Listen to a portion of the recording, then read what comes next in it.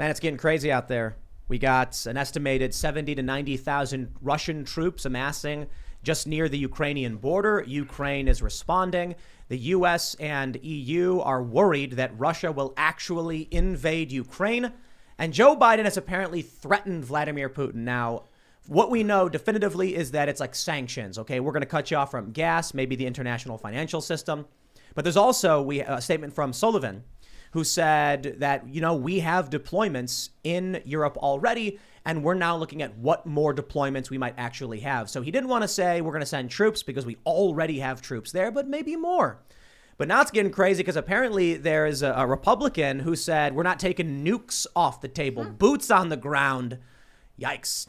Probably a really bad idea, but we're going to get into all that. We've got images, we got photos. We have Donald Trump basically mocking him, mocking Biden, saying Putin doesn't care what Biden's saying. And then we got this crazy story, Oliver Darcy saying that the media is secretly meeting with the Biden administration to collude on how to cover the failing economy. Hey, surprising, isn't it? Chris Cuomo gets fired for his collusion with a Democrat, his brother, but this, of course, is okay. I'm glad. Hey, look, props to Darcy for reporting this. And then we got Elon Musk saying that people need to have more babies, which would be pretty interesting. He's saying civilization is going to collapse. Joining us to talk about all this and probably a bunch of other stuff is Steve Bannon. Thanks for having me, Tim. Good to be back. I love the new studio. Awesome. Appreciate it, man. Yeah. I didn't have my, geospatially, I didn't know where I was when I was watching the Tim Pool show until I got because everything's different now. It's all different. I didn't realize. I said, where do you get the axe and the and everything? But now I see the whole new studio. All makes sense. With it. Sword. Well, they call those guitars axes. And we are going to be. We have an antique Civil War rifle. We just found at an antique store. It's crazy. I saw that. It's a model 1861 Colt percussion rifled musket. Never been fired. Mint bore. And I'm stoked. It's so cool. It's a Union weapon that was never commissioned. Made from the Silicon Valley of the early part of the United States, up in the Connecticut Valley, right? Yeah. Colt, those guys manufacture them. Yep, making weapons. 10,000 were ordered, but this one never got sent out. So it's almost. I mean, look, it's got 160 years of wear and tear. It's a model 1861 made in 1862. So pretty cool stuff. But Steve, thanks for hanging out. And I guess what? How would you describe yourself? To someone who's not heard of you, there's a lot of people who've never actually listened to you that listen to us. So I'm curious how you describe yourself. Populist, nationalist, traditionalist.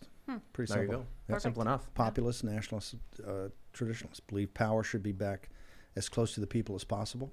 I'm a ardent economic nationalist. Believe that every country in the world should look after its own self-interest. And traditionalist, traditional values and the traditional family. What Elon Musk is pumping for. That's why I thought that was interesting. We'll talk about it. Well, we'll talk about it also because I think the prior announcement was about putting chips in your brain.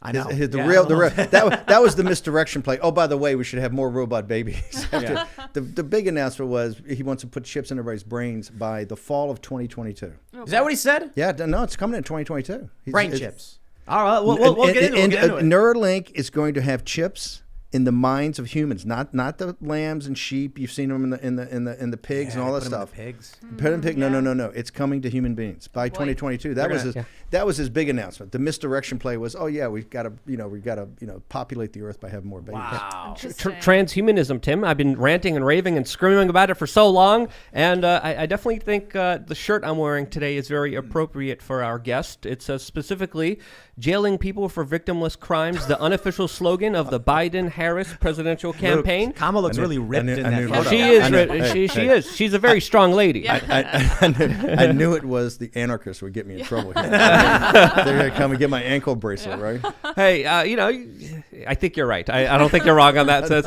And if you want to support me and what I do, you could by getting the T-shirt on thebestpoliticalshirts.com. I also just released a Fauci Emperor Palpatine going after puppies and monkeys. That's also available. I couldn't fit in the orphaned children. I apologize to the people out there. NIH experiments, orphaned children. Look that up. Crazy stuff's happening. I'm excited for this conversation. Thanks for having me. Ian Crossland over here. Happy to be in the house. What's up, everybody? And I am also here pushing buttons with one of my favorite guests. We love having Steve Bannon in the house. Love hearing about what he's up to. And he's a fantastic commentator. I genuinely think he's like the next Rush Limbaugh. So if you guys don't listen to War Room, you definitely should. Before we get transhumanism, by the way, is one of our biggest draws now. Oh, yeah. Big part of the show. We have a special editor that does nothing but it. Oh, cool. Oh, yeah. It's the Actually, interesting when you look at the traffic, it's one of the biggest things that drives traffic. Yeah. Because But it's such a people- serious topic. Are people into it or scared of it? Both. I mean, Yeah, we were both. talking Yeah. about smart dust. We're talking about all this other, 20, 30 new future technological advancements. It's. I would say awe-stunning, but that's not a word. Awe-stunning. That's a great word. It's crazy what's happening out there. Globalization is the misdirection play to take your eye off the ball of the singularity. That's the singularity.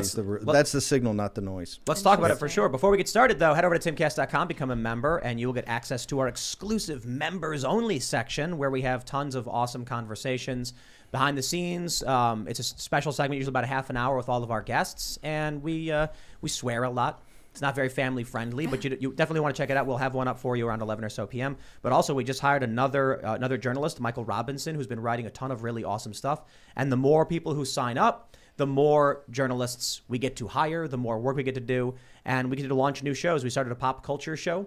We're going to be actually launching, I think our first book should be ready before Christmas from Tales from the Inverted World. So it's Cool. I'm really excited about the first book, but I'm also kind of antsy because the second book is Ghosts of the Civil War. Our writer Shane went down to the south cool. investigating lost gold, ghost stories, mysteries, UFO sightings.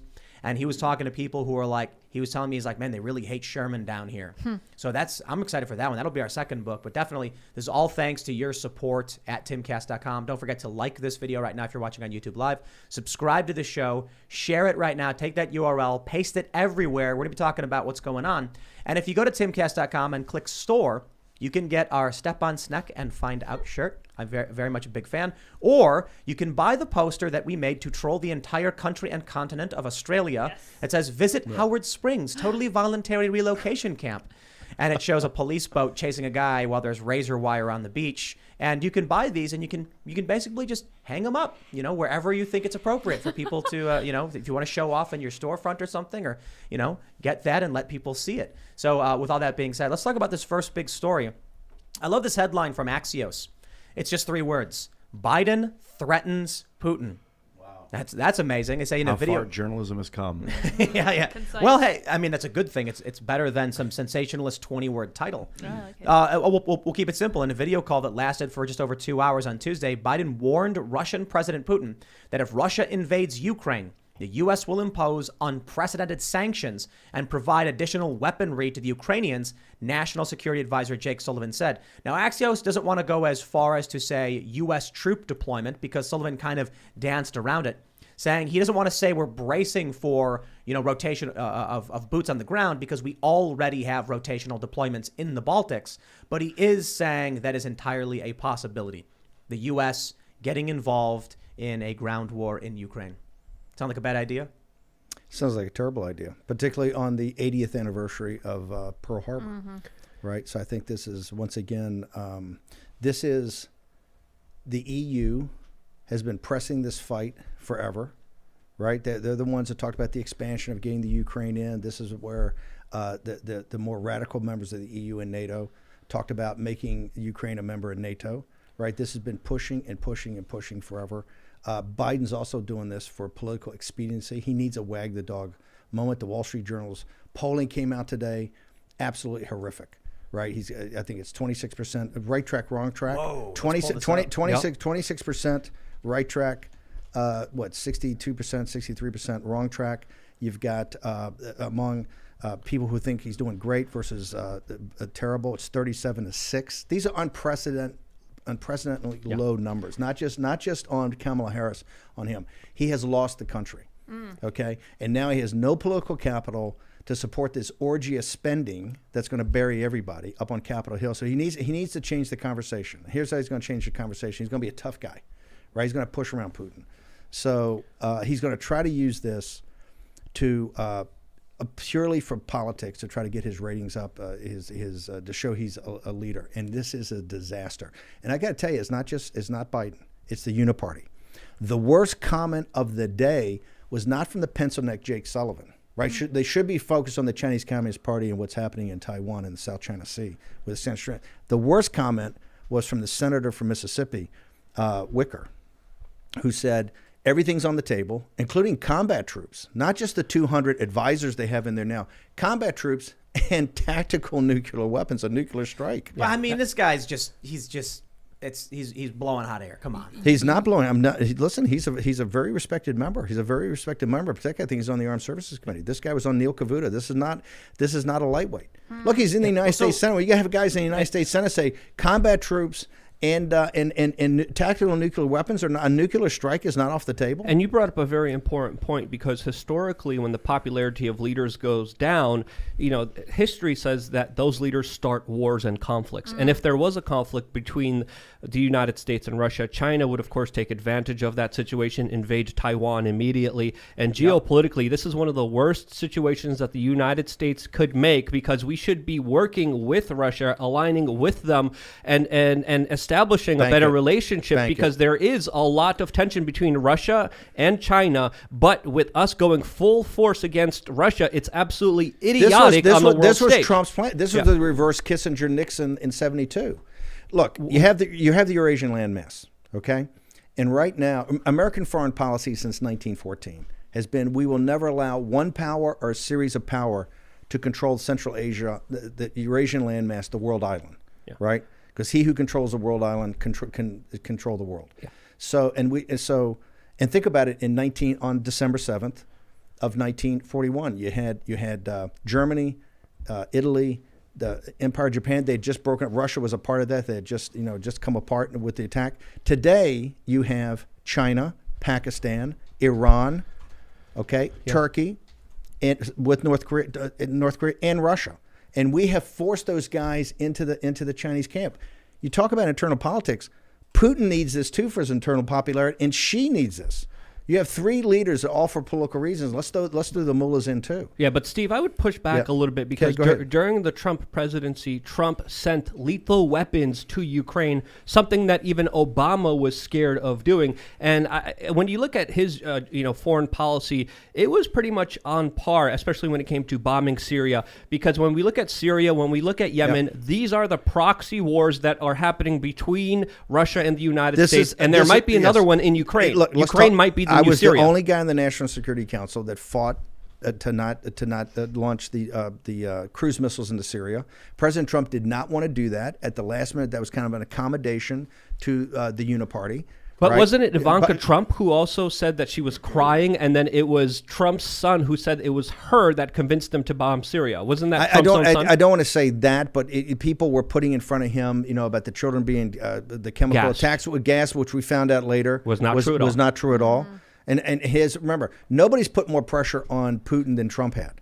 Okay, but you're right. I think, and that was his not acquiescing, but I think trying to work with the national security apparatus, but exactly. Morning Joe, these guys, David Ignatius, the next day, he's acting like a president.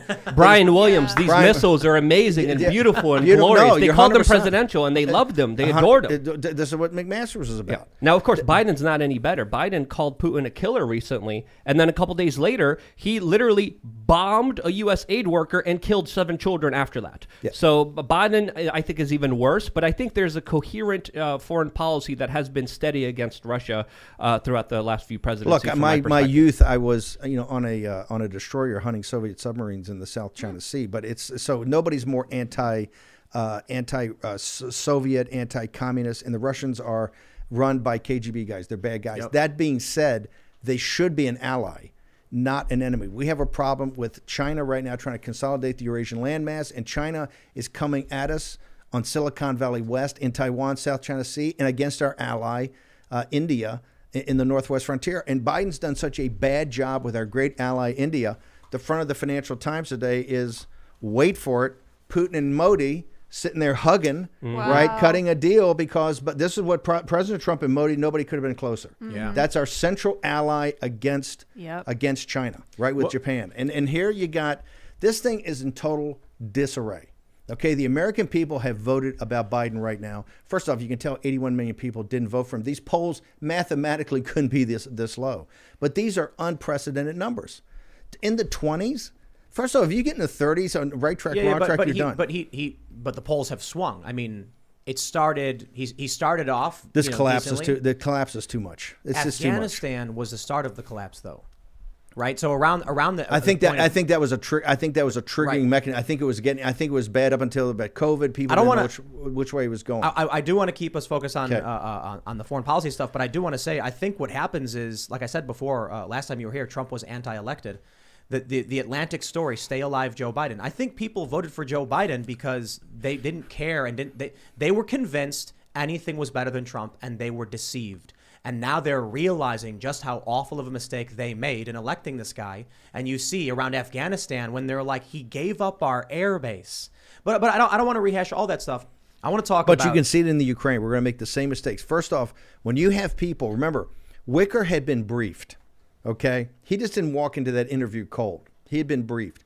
They've had discussions, and he said nothing should be off the table. That means they're actively discussing combat troops, deployments to the Ukraine, and they want to keep on the table, his words, not ours, a nuclear strike. But here's what I want to mention. You're talking about China.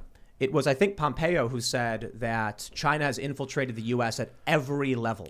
Every level. We've seen numerous, how many professors have been arrested for basically giving away our research to China, double dipping. China's paying them, the U.S. is paying them, then they're giving our research away. I think Pompeo was right. And so I'm concerned about when I read the story about Michael Flynn, and I think, was he talking to Sally Yates? Is that what happened? And he said, I think Russia is not a big threat. I think China is the bigger threat. And she panics. She's like, oh, no. Sounds to me like they are colluding with China. We know that Don Jr. and Biden fly on Air Force 2 to go do that private equity deal. And now you're wondering why. Not Don Jr. I'm sorry. Not Don Jr. Hunter Biden. Hunter. Yeah. Where's Hunter? I deeply apologize. Where's for Hunter? that. That was Where's very Hunter? Where's a Hunter? slip of the tongue. Yeah. Hunter Biden and his dad fly on the plane to China for a private Air equity Force deal. 2. Air Force 2. In an official capacity. Don, don't get mad at me. That was a mistake. No. But in all seriousness, first off, $4 trillion. For your audience, understand something. Your pension funds, $4 trillion of American capital have gone into China to finance it through Larry Fink. This is the collusion of Wall Street and the global corporations. You know, the NBA player just called them out the other day. You had today, Apple announced a $275 billion joint venture in China to help their technological prowess. Have they invested $275 billion in the heartland of this country to increase the technological prowess of the United States and the workers in the United States? No. This is a company protected on American soil, and they're an active partner of the Chinese Communist Party. Look, to make the system work, there's not a conspiracy, to make the system work, you have to have the slave labor of China. The slave labor of China and the state-owned industries, okay, keep wages down throughout the world. That's why Wall Street and the party of Davos finance it. Yep. That's how they make the profits. And they want to make China the rest of the world. And it was the Henry Kissinger, David Rockefeller policy that in the 70s instituted all of this and literally has set it up for the global world. They want China to be the rest of the world, social credit score, surveillance states, smart cities, smart grids, all of that. It's first being implemented in China, and it's going to be implemented in the United States. And now we're going to get bogged down. Remember, let's put it in perspective. The Chinese Communist Party is the greatest enemy we've ever had. The largest economy, the most sophisticated, right? The one with the deepest culture, 5,000 years, 10,000 years.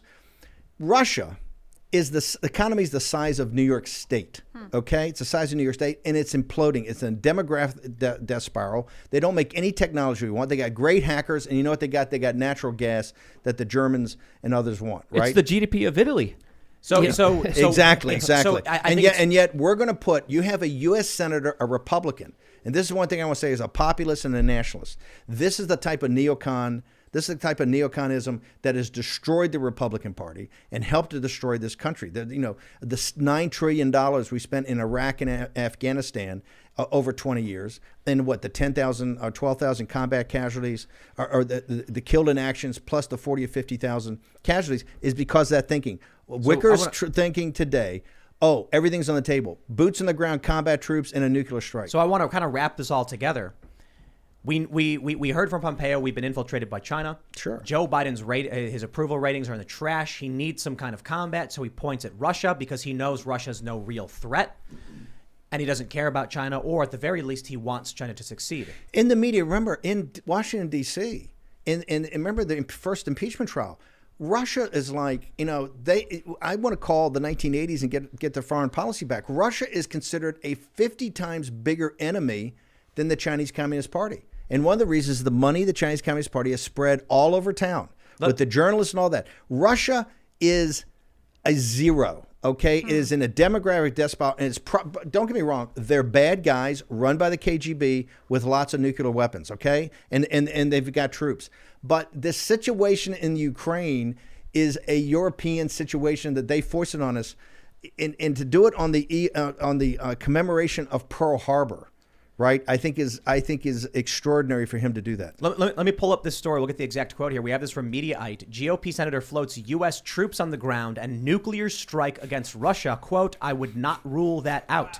Senator Roger Wicker of Mississippi told Neil Cavuto on Tuesday the U.S. should keep all options available when dealing with the potential Russian aggression against Ukraine.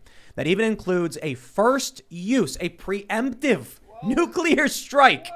That senator appeared on Fox News hours of the teleconference between Biden and Putin. Quote, Senator, some of your Republican colleagues think that we should have troops in the region. They never delineate exactly how many or that they'd be utilized in an outright confrontation with Russia over Ukraine. But their mere presence would be effective. What do you think of that? I'll tell you this, Neil, said Wicker. I would not rule out military action. I think we start making a mistake when we take options off the table. So I would hope the president keeps that option on the table. Cavuto presses. What does military action mean? He says, well, military action could mean that we stand off with our ships in the Black Sea and we rain destruction on Russian military capability. It could mean that we participate, and I would not rule that out. I would not rule out American troops on the ground. He added, we don't rule out first-use nuclear action. We don't think it will happen, but there's certain things in negotiations. If you're going to be tough, you don't take off the table. And so I think the president should say that everything is on the table. Do you know, Steve, the current power, how do I ask this question? The nuclear bombs we used in World War II. Do you know how many times stronger a modern nuclear, an ICBM is? 1,250 times more powerful. Yeah. A multiple independently targeting re-entry vehicle, MIRV, can drop 12 payloads from one ICBM. It is laughable how insane that destruction would be from one. How many does Russia have? They got what, like 50,000? Yeah. The U.S. has what, 25? This is the type of loose talk. There's one thing about negotiate and leverage. This is the type of, when you actually put on the table a first strike over Ukraine, this country's going to go to war over eastern Ukraine. Yeah, what is Russia? This is what we're going to do. And a killing field in World War II. What, 15 million died on the way when the Nazis went through, and 12 million died on the way back, right? And they were fighting for each side. You couldn't tell who was fighting for whom. No, think about it for a second. If people had a belly full of Iraq and Afghanistan in 20 years in the great deplorable sons and daughters who fought there, and my daughter was, after West Point, went to Iraq, she deployed to Iraq, and I can tell you as a parent, you know how little power you have in life when you're praying every night that they just come home in one piece. Think about it for a second. Just after extracting ourselves from there, because the American people said no more, told the elites, and he did a terrible job of getting out, but we got to get out of this thing, and President Trump wanted to do it from day one. To know that they could be having a conversation on a guy at a high level in the Senate that's been briefed, a Republican, and you can put on the table combat troops and first strike nuclear. What are we talking about? Yeah, that's absolutely insane. And before the show started, when we were talking about Ukraine, I compared it to Europe's own kind of Afghanistan. There's no winning or losing in Ukraine. It's only death, especially when you look at the larger history of what happened there. And today, the Ukrainian government had a military parade. The Ukrainian defense minister said that this is going to lead to a bloody massacre. He's warning Europe about 5 million refugees, and he's not wrong. Russia is making a very strong stance here. They're saying that they want a legal guarantee that Ukraine will never join NATO or become a base for weapons that can target Russia. And they are saying very strongly that they will guarantee this themselves if they have to. They don't want to. There was a 2-hour call between Biden and Putin, whose, of course, relationships are very tethered, especially after Biden started attacking him publicly. But there's also plans for future talks. Luckily, we're still in the phase of diplomacy, and we need more of that. Far be it from me to go back to Hunter Biden. But it shouldn't be lost on people that Biden's, gig with Burisma, that whole nightmare, right, was the Russian thing. These guys have been skimming money off the crooks in Ukraine for decades, okay? The Clinton Foundation, the Clinton Global Initiative, they've been out there with their hand out with these guys. You can't trust any of them. A pox on all their houses. And the American people cannot be sucked in to what Brussels has been forcing this. Raheem Kassam's done some incredible reporting. He was there back in 15, I think, when they had the color revolution, or 13 when they had the color revolution. I was there as well. I was in You- my day. exactly. So, Yeah. so my point is, you've been there. Yeah. Why are we in 2021 with all the problems we had, and we just years. extracted ourselves out of here, that now we're talking about an active deployment when we got our hands full? No to the Biden administration and that pencil neck Jay Sullivan. You got enough problems. Show me you have a plan in the South China Sea and around Taiwan, because if we lose Taiwan, you're not going to get a Ford F-150 for 5 years. Okay. So I want to pull this up from Wikipedia. Roger Wicker is on the Senate Committee on Armed Services. That's is the biggest of the big. That's the Armed Services Committee, Right. Because you have the Pascagoula Naval Base, Stenett and all those guys. Well, I think that's Boys important to point out. This It's is big time. He's not some guy wandering around. This guy's briefed. He got the highest security clearances. He got briefed on that. He said Right. they are actively running models. I'm not saying they're going to do it, but I'm saying when you look at the spectrum of things, that nothing should be off the table. Guys in the Pentagon, in the national security apparatus, are running scenarios. He said it. Scenarios where you're going to have a first strike tactical nuke, and you're going to have American combat troops. Are the Russians, do they want the Ukraine for them to annex it or something? Well, I know he annexed Crimea, or they Ukraine attempted to. was very close to Russia with its sphere of influence. They'd and then actually there say, was a lot they'd actually say the eastern Ukraine, they would actually argue as part of Russia. Doesn't Ukraine just mean borderlands? Yes. That's what I was told when Yes. I was in Ukraine. It means Yes. borderlands. That's what they called it, the Ukraine. Yes. Interesting. Now the Yes. people of Ukraine say drop the and just call it Ukraine because we're a country. Yeah. They changed the spelling of Kiev too. And then there was a lot of U.S. intervention and a lot of nonprofits that got involved in Ukraine. And there was a revolution that was orchestrated. And that, of course, turned Ukraine from being corrupted by Russia to being corrupted by the European and NATO side. And now there's still corruption in Ukraine because the revolution was all based on corruption. That corruption has still continued to this day. And some people would argue was even made worse by this larger transition, quote, revolution, as some people are calling it. Biden just kowtowed. Look, he had the 4-hour meeting with Xi. Beforehand, he said, on the stage, he said, "Oh, we're gonna defend Taiwan." He had the 4-hour meeting. Never mentioned the Wuhan. You look at the two readouts. You look at the Beijing readout. You look at the U.S. readout. Not one mention in 4 hours of the Wuhan lab or the CCP virus. Not 1 second to mention. He kowtowed.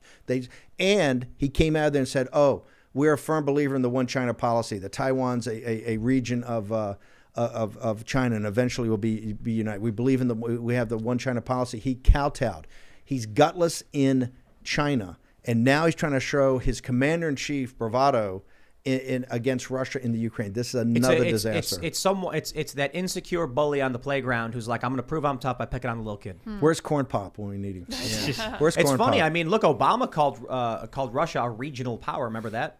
Yeah. Well, they were a regional power. That's what they are. But they aspire to be a world power like they used to be, but they're not. Because Soviet their Union. did I mention that the economy's the size of New York State, and they're in a demographic death spiral? When Obama said this, it was seen as a slight. Yes. He was disparaging Yes. Putin because he knew Putin wanted to bring back the Soviet Union, that power, and he Yes. couldn't. And he was basically being like, look at us, we're the big dogs, and you're just a regional power. Russia should be our ally in breaking up this Iran, Pakistan, Turkey, run by the CCP, trying to consolidate the Eurasian landmass. They should be an ally. We have forced them, right? And like I said, they're not good guys. They're not good guys. But the enemy of my enemy is my friend. And they could have been the enemy of our enemy, which is the Chinese Communist Party. I don't like that, the idea. But I do think it's fair to say the enemy of my enemy can certainly work out an agreement with me in dealing with our mutual enemy. How do we win World War II with Joseph Stalin? If we hadn't had the Russians that take 25 million combat casualties, we would have never defeated Hitler and Mussolini in the time it took to destroy him. But remember, just for your audience, today's the 80th commemoration of Pearl Harbor. Franklin Roosevelt went, I think tomorrow, technically, and declared war, the date that lives in infamy, declared war tomorrow, 80 years ago, on the Empire of Japan. He did not declare war on Nazi Germany or the Italian fascists.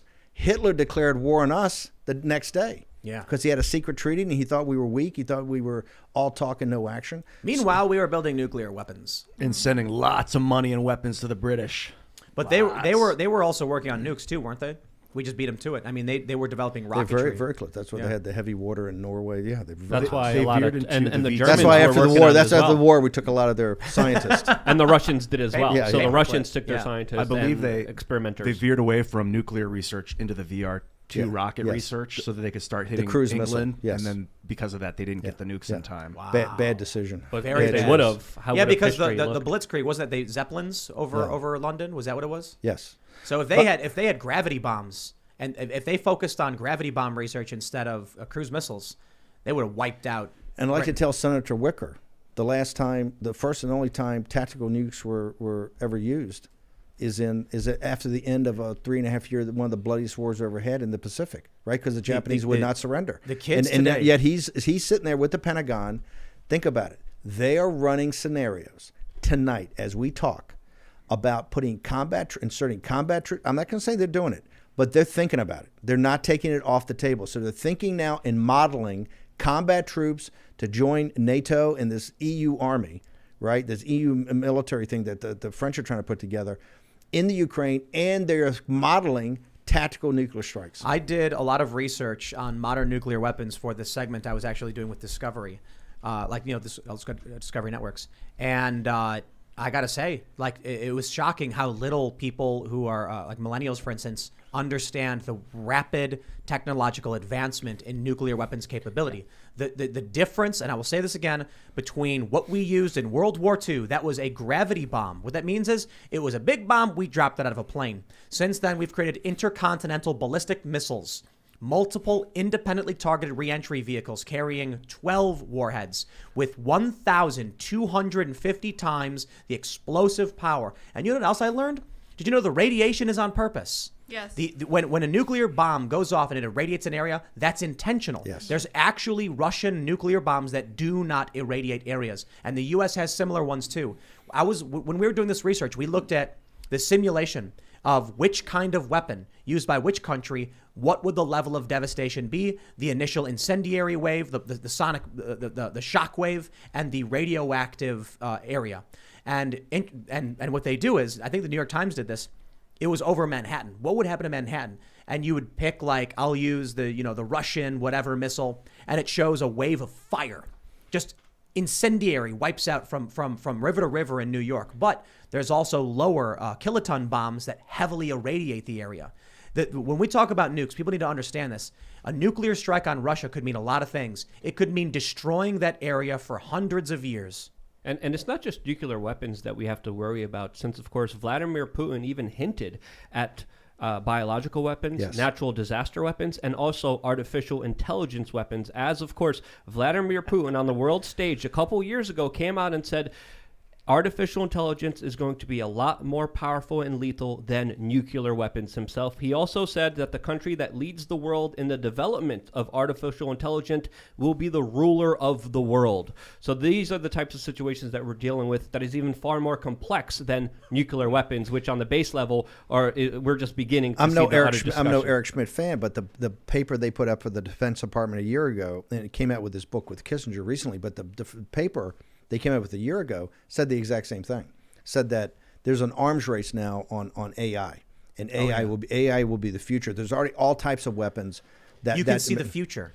If you have a smart enough artificial intelligence that can calculate probabilities and variables in the proper way, looking at all the data from social media, they can predict things. I would imagine it would be able to control drones, turn them around, drop bombs on their other targets, missiles, shut off water. I want to say shut about off biological electricity. weapons. Look, what came out of Wuhan, we know, was part of the PLA's, CCP's biological weapons program. Okay? That was being researched at the time. So you could have all types of biological weapons. Ukraine is a scab you don't want to pick, okay? Because there's going to be a lot of pus coming out of there. I want to point out an easy way for people to understand the power of artificial intelligence. Take a look at what they're talking about with self-driving cars. I've got a Tesla. I could sit down in it. You pull the thing down twice, the car drives itself. Now what they're talking about is we're not going to need, the road signs we have and all of these things. We don't need them. You're not going to need any road signs because the cars talk to each other. So when two cars are coming at each other, you don't need lanes. The cars just know how far apart to be. And once all cars are smart, look at what they can do and predict and how they can move around. Now think about the weaponization capabilities of that. They will be able to use social media data, communications technology to predict exactly where someone will be. We've long joked, and I know this is meant to be silly, that Facebook knows when you poop. Yeah. They literally do.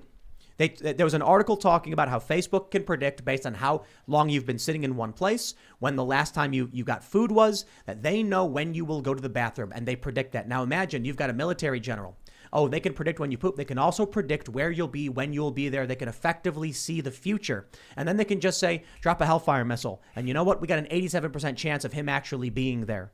That's going to be the future of AI warfare. It will be terrifying. Or just get people's DNA, and then you know what they're predispositioned to get injured from or allergic to or affected by. And this is one reason why the Chinese have been doing their damnedest to get as many COVID tests as they can back to China so they could harvest the DNA of all the Americans. And there's also other crazy incidences. What's the source on that? This is the FBI, according to the LA County Sheriff, who came out and said that he's not going to be participating with the COVID test because they're linked to a company that's connected to China that is data harving and taking people's DNA. Okay. But that's we have the source. We have the source. Just keep talking. I got a gajillion other things to say. I feel like Emperor Palpatine. It's just real quick. I want to be very careful because when we say things that got to back it up. Yes, there's going to be a lot particularly of in this area, right? I'm telling you, when people listen to this on iTunes or whatever, they're going to be like, "What?" NPR. Yep. February 24th, 2021. China wants your data and may already have it. This is talking about COVID. And they said that, okay, as COVID cases begin to rise, a Chinese company contacted several U.S. states and offered to set up testing labs. As a byproduct, the Chinese firm Beijing Genomics Institute would likely gain access to the DNA of those tested. February 24, 2021, from All Things Considered, NPR. Yep. This is as mainstream corporate press as you get. China is getting your DNA.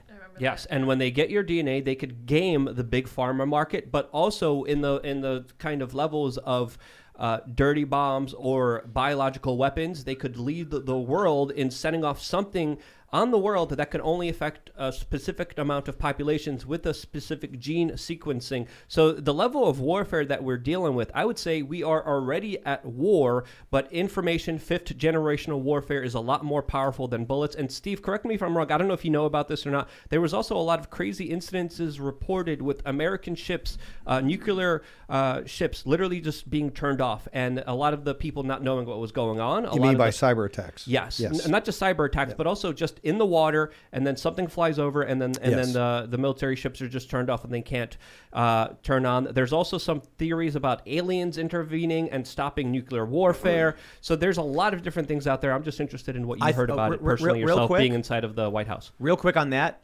We had those stories about those lights, those weird drones or whatever following the battleships. It's very likely these are just this is just technology that exists that can EMP disable technology or whatever. Who knows what it is? We don't need to get specific. Technology exists that can disable our. What's your weapons. clearance? Steve, something practical. Something practical. I think you're going to see polling that's going to come out. I think people are going to get in to start polling, and if Biden thinks his numbers are low now. Wait to they start polling people on, do you support sending combat troops to the Ukraine? People are going to go, where's the Ukraine? Where's that again? This is the uniparty. This is the elites that rule us so far ahead of the American people. Because you know what? Hunter Biden and Hunter Biden's kids aren't going to be there. Wicker's kids are not going to be there. Okay, this is once again the deplorables that are going to get deployed to a part of the world we've got no business in. Okay? I think it's fair to say mostly it will be the deplorables' children. 100%. But I will say, I want to stress there's going to be a lot of regular, poor, working class families who are going to suffer from this. It's not just the deplorables. Well, deplorables are poor working class families. That's why I say we should start calling them the deployables. No. But look. The deplorables was used as a reference to the people who are supporting the populist movement, Trump specifically. But there's going to be 100% politically uninitiated regular Americans. Working class Americans and the poor and the sons and daughters of the poor. That's just going to get so they don't care. Remember, if Wait, you think wait, wait, you said they don't care. No. They want and encourage it. No, the elites don't care. No, about it. Yes. what I mean is I would actually take it one step further and say the elites want and encourage the poor to be shipped off to go fight bloody Yes, wars. 100%. It's not that they don't care, it's that they revel Yeah. in it. You see, They're they- glad it's happening. That's why people have to stand up and say, no more, no mas. This is absurd. You think there's an intentional? They want the Americans and the Russians to fight so that the Chinese take currency control. Basically, you think this is the Davos I plan? think the Davos have this hatred because remember, the Soviet Union and a lot of these cultural Marxists and people that are associated with these things still would love the Soviet Union to be around. They hate Putin because he's a nationalist, right? He's very traditional. Okay, it's a lot of reasons they say Salvini and a lot of people, Le Pen and the people in Europe, like him because he's more or find they have an affinity to him because of his nationalist tendencies. It's one of the reasons the Uniparty hates him. And like I said, they're bad guys. They're all from the KGB. They're all oligarchs. It's completely a corrupt system, right? It's a country in a demographic death spiral. Economy the size of New York doesn't make anything technologically that the world wants, but it's got some of the best hackers in the world, right? Yeah. And by the way, tons of nuclear weapons, very sophisticated on defense. Syrian hackers were actually based in Moscow. When the Soviet Union split, did all the nukes go to Russia, or most of them go to Russia? Or did they go all over the place? The only ones I think that didn't go to Russia were the ones in Kazakhstan. I think the guy that the ruler of Kazakhstan is the only guy that really turned them into plowshares, right? Wow. The rest of them all went back to the to basically Russia. They don't think anybody else got rid of him except the guy in Kazakhstan. But look, the KGB guys are dangerous. But the Uniparty hates Putin. But that's one of the reasons Putin is butting up to the CCP. Now they've got that unified thing. And look, we're hitting three geopolitical crises at the same time. You have the South China Sea in Taiwan. Actually, you have the Northwest frontier in India. You've got this nuclear deal with the Iranians that is totally coming unwound. And now you've got the Ukraine. And all these we're forcing these except for what we should be forcing, which is Taiwan in the South China Sea, and we gotta take a stand in Taiwan. If we lose Taiwan, what's Silicon Valley West? What's the Northwest frontier in India? That's up in Afghanistan. That's where Pakistan. Yeah. In the Himalaya mountains, already the Chinese Indians and Chinese have been fighting killing each other for about 2 years. Yep. And by the way, I think they're kind of on. What I hear is that the Indian Army is on much higher alert up there than they're letting on. That's a friction point. And think about it. The CCP has come down and surrounded India down in Burma, right? Or Myanmar with that revolt there. So they're trying to isolate India. India is the key that picks the lock in our Indo-Pacific strategy. What happens come, Trump, you think Trump's running again? I know he's running again. He's going to win again. So Trump's running. He's going to win the presidency for the third time. Can I say that on YouTube? He's going to win the presidency. He's going to win the presidency for the third time in 2024. Well, Trump is not the president. Joe Biden is the president. An illegitimate president. And if Donald Trump runs again, do you think India comes and works with them? We know that Modi and Trump were good friends. Yes, and they're both nationalists. And I think that yes, Modi and Trump. The biggest event Trump's ever had in the country was Howdy Modi, down I think it was in Houston, 50,000 people. Yeah. Right. I mean, Modi and Trump are very close, and not just that, we're closely aligned. Right. He understands that Trump is the one person who's ever stood up to the Chinese Communist Party. Trump is running in 2024. Trump is going to win in 2024. But hold on. I think enough of your audience heads blown up. Well, as soon as you bring up the election stuff, we are completely obligated to address it. Okay, we absolutely have to. We'll be deleted off YouTube in 2 seconds because of that conversation. And so, what I'll say is, it's frustrating for me the level of optimism that I don't want to tell people not to be optimistic, but in 2020, and we talked about this in the member segment last time you were here. When my skateboarder friends who work on minimum wage and can't tell you the name of not even one Supreme Court justice, let alone define what it is, are making TikTok videos of them voting by mail, and then I'm going back to like my friends, and all of them are like fervently supporting Joe Biden today. Some of these people have left the country. Wow. So hold on. The crew, the skateboard crew, and some of those guys? I know a couple people who have already left the country. And it's not necessarily because they were like, oh no, Biden's so bad. It's more like, wow, like this is not a fun place to live. I need to find something better.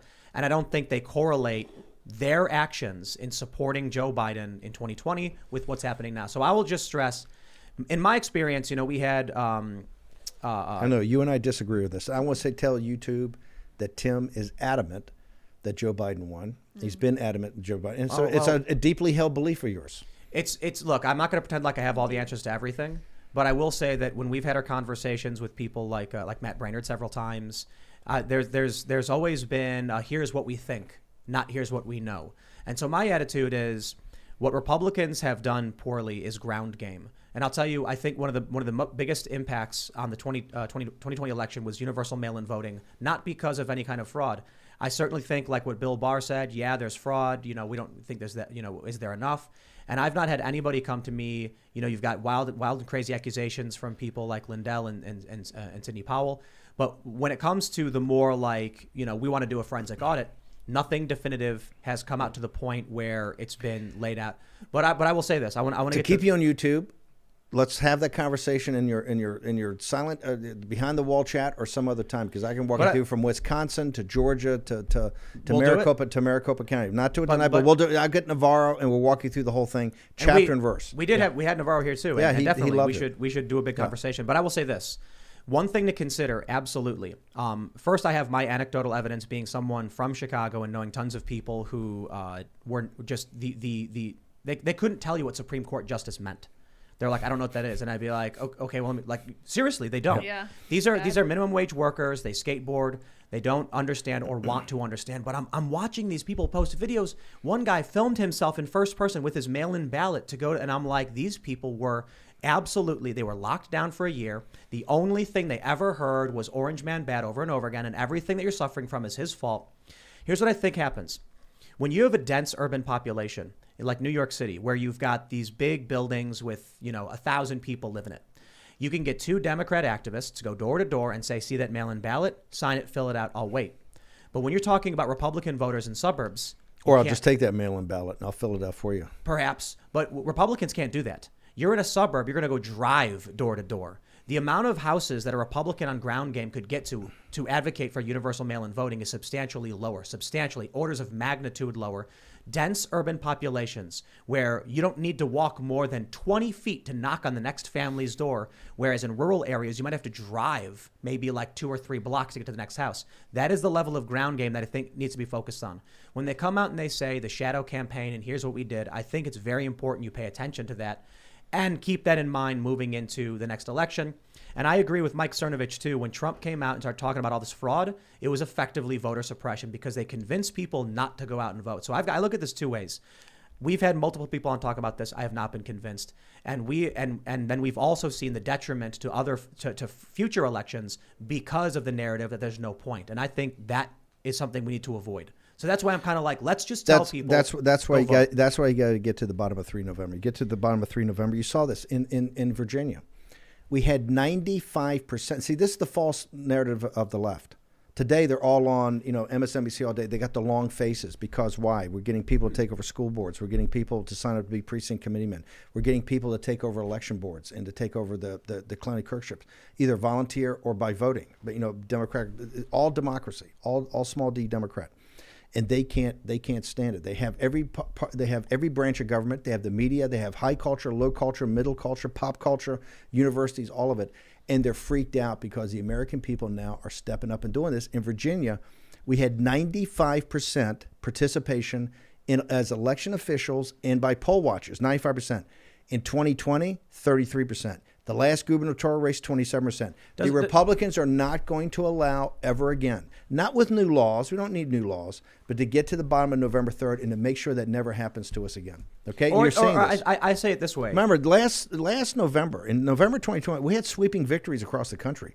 Villages in Connecticut. Miami. We had Long Island. The villages of Connecticut. You had the county prosecutor, city prosecutor in Seattle. I think we should definitely do a much longer issue because I don't want to detract from the news we're talking about. But I do have to say, when you see the suburban housewives voting Republican in Virginia, what was it, like a 30-point swing? They don't like Trump, man. I think it's you see this victory for the Republican in Virginia when it's not Trump, but it's a lot of the same. But policies. this is also the orange man bad thing. I think is over. The other thing is people. I think they can live with mean tweets now. Okay, I because agree. that's what the 26% right track, wrong track with the the right track with the two handle in front of it. It's unheard of. Yeah. Nixon when Nixon walked across the lawn and took the helicopter out of there, I think it was I think it was still 33 or 35% approval. He wasn't in the 20s. People are seeing recklessness. They're seeing incompetence. And most importantly, they're seeing that they don't respect us. You've seen everything that happened on Capitol Hill. Look at this thing with Ukraine. All of a sudden, Ukraine comes out of nowhere. And in 24 hours, we're talking about maybe tactical nuclear weapons, right? There's no respect for the American people to sit down and say, hey, here's our plan. Here's our policies. Here's what we're trying to accomplish. Here, let's do this. So I think we disagree on only some, but I want to have a conversation with you. We'll do this in the member segment where you can walk us through. Well, let's not do it tonight. I want to get Navarro and take time on your member section. We'll walk through. We'll bring the charts of the state. I think it's something you guys see graphically, and actually go through the details in Wisconsin and other things, and people can understand what we say about. Well, I want to talk about another really big factor in what's going on today and what also went down in 2020, and that's media collusion. Because we have this tweet from Oliver Darcy. Look, hey man, shout out to Oliver Darcy for actually putting this out here. He said, some news and reliable sources. Senior White House and admin officials have been holding briefings with major newsrooms over the past week as they try to reshape economic coverage. The White House, not happy with the news' media coverage of the supply chain and economy, has been working behind the scenes trying to reshape coverage in its favor.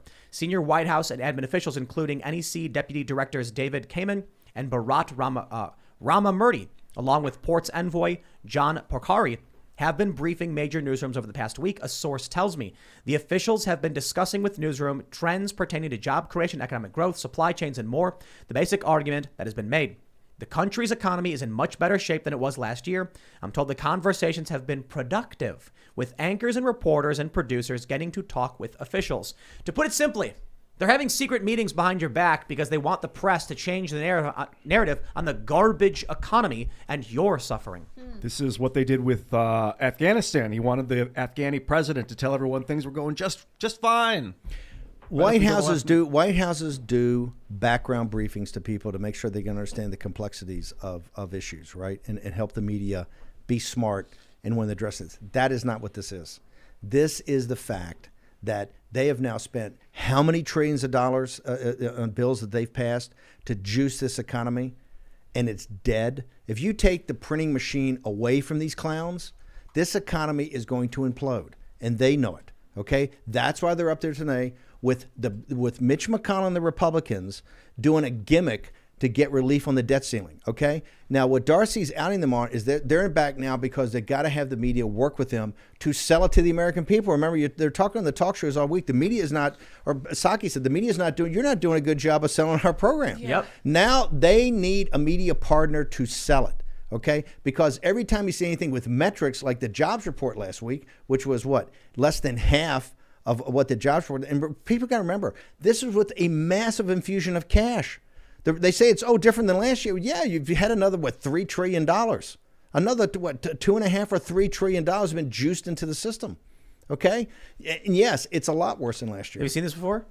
I can't. I don't have my glasses on. The M1 money supply. Oh yeah, right there. I love it. Right around the starts of the pandemic, they instituted a change in reporting where they said your savings accounts are now basically checking accounts, which causes the money supply to explode by several 100%. But they try and argue. They always say to me, Tim, you don't understand that huge spike is just a change in reporting because savings are now. And okay, well since then, look at this spike. We went from, what do we got here? 16,583, and that's in what, billions, I think it is? Billions of dollars. And now it's at 20,000 billions of dollars. In the span of, what do we got? We got from June 2020 till October of 2021. We have jumped $4,000 billion in the money supply. That is massive. This is fiat money. This is the reason they have forced you. I tell people, right now, and I'm not telling you to buy gold and silver or platinum, and I'm not telling you to buy crypto. But here's what I am telling you. You on your own have better get smart on your own. Sit there, do your study, talk to people, because they're forcing you.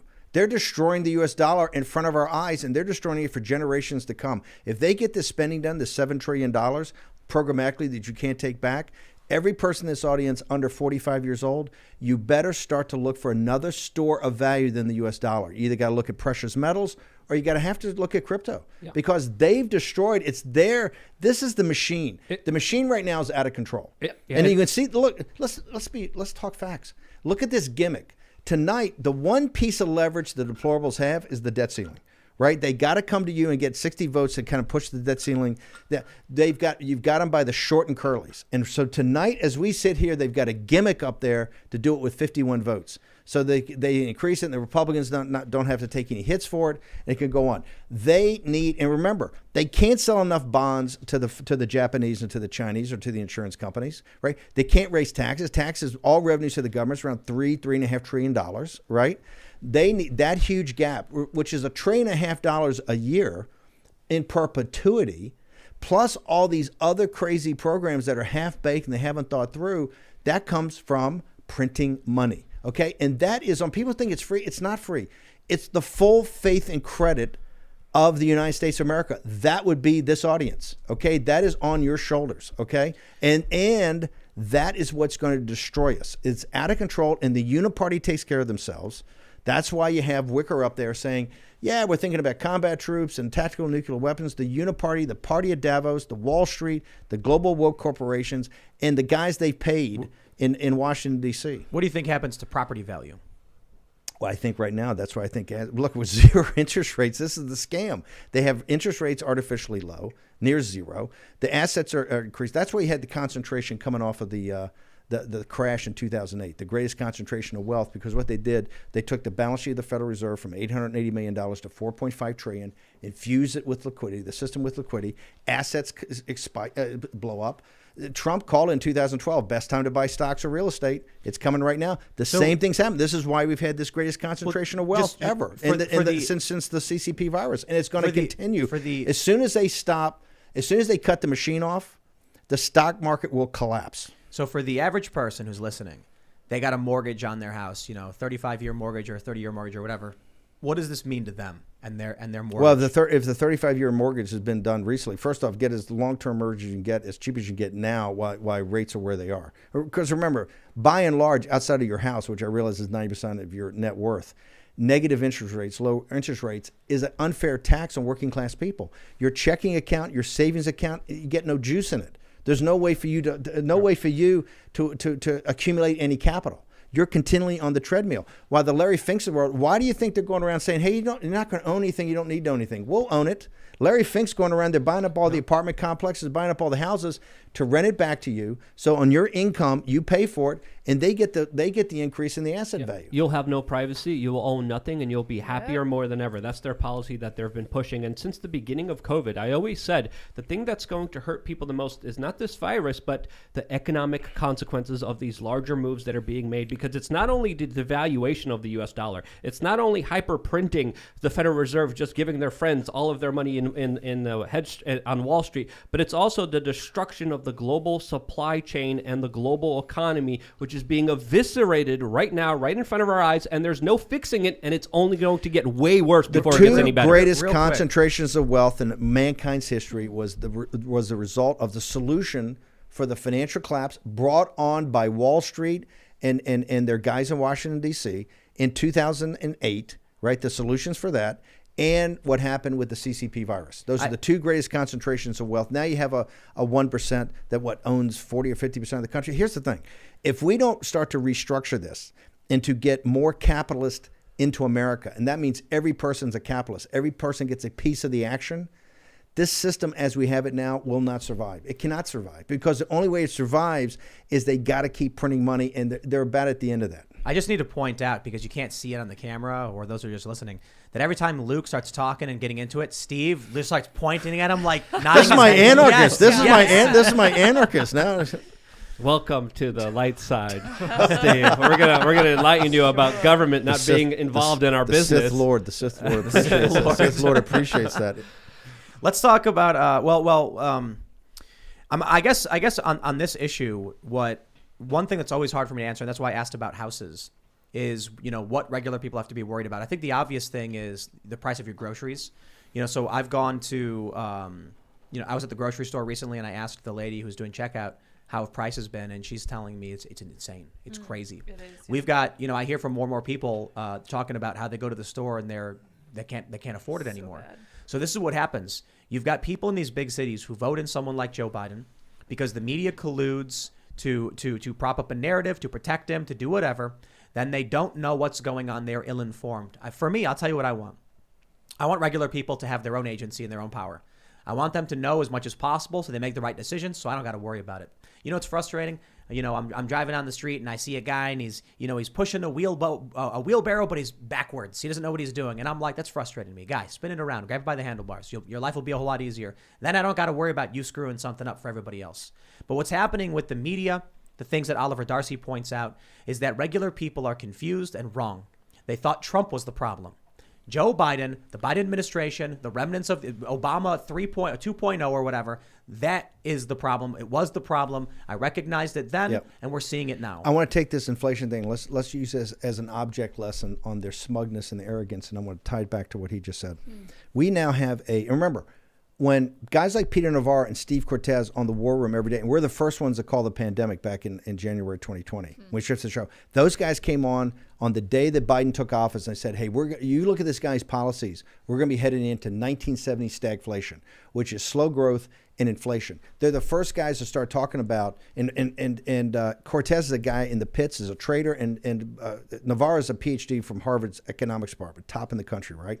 And I know guys laugh at him, but he's a damn good economist. They said this is not going to be transitory because now you have the double whammy. They've juiced the system, and they even sit there. Larry Summers, the guy, said we should have never done that interim. We should have never done that last 1.9 trillion that we did, that Biden and those guys passed in the spring. We shouldn't have done that. So now you have the worst of both worlds. You have what is called demand pull, right, and cost push because of the broken supply chains and the structural problems that Navarro says never been dealt with from the CCP virus, and particularly because in China. So now you have a double whammy that's not transitory. It's baked in. It's 6, 8, 10%, right? And think about it. With wages increasing just at 2 to 3% and inflation at 6 to 8%, that's a 5 to 6% absolute tax on working class people. They're getting eviscerated right now. And remember, Ron Klain, the chief of staff of the White House 90 days ago, said these are high class problems.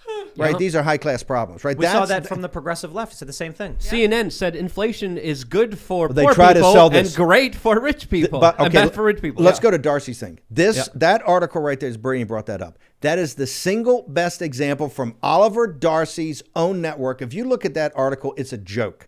They came out the other day and said, hey, what nobody's getting here on the messaging is that inflation is actually good for the poor and bad for the wealthy. Yep. Did you see the I mean, old? it's insane. It's There's insane. an It's old- but this is they don't respect working class people enough to have the common decency to sit there and go, hey, here's where we are. Here's what we're trying to accomplish. Here's what it's going to be. They just want to continue to browbeat you over there with information war to make it seem like it's your fault. Well, that's because they're robbing and there's stealing them. There's an old viral, old SNL skit that's been going viral. And I think it's Dan Aykroyd who says, I think it was during Carter, hey, inflation's a good thing.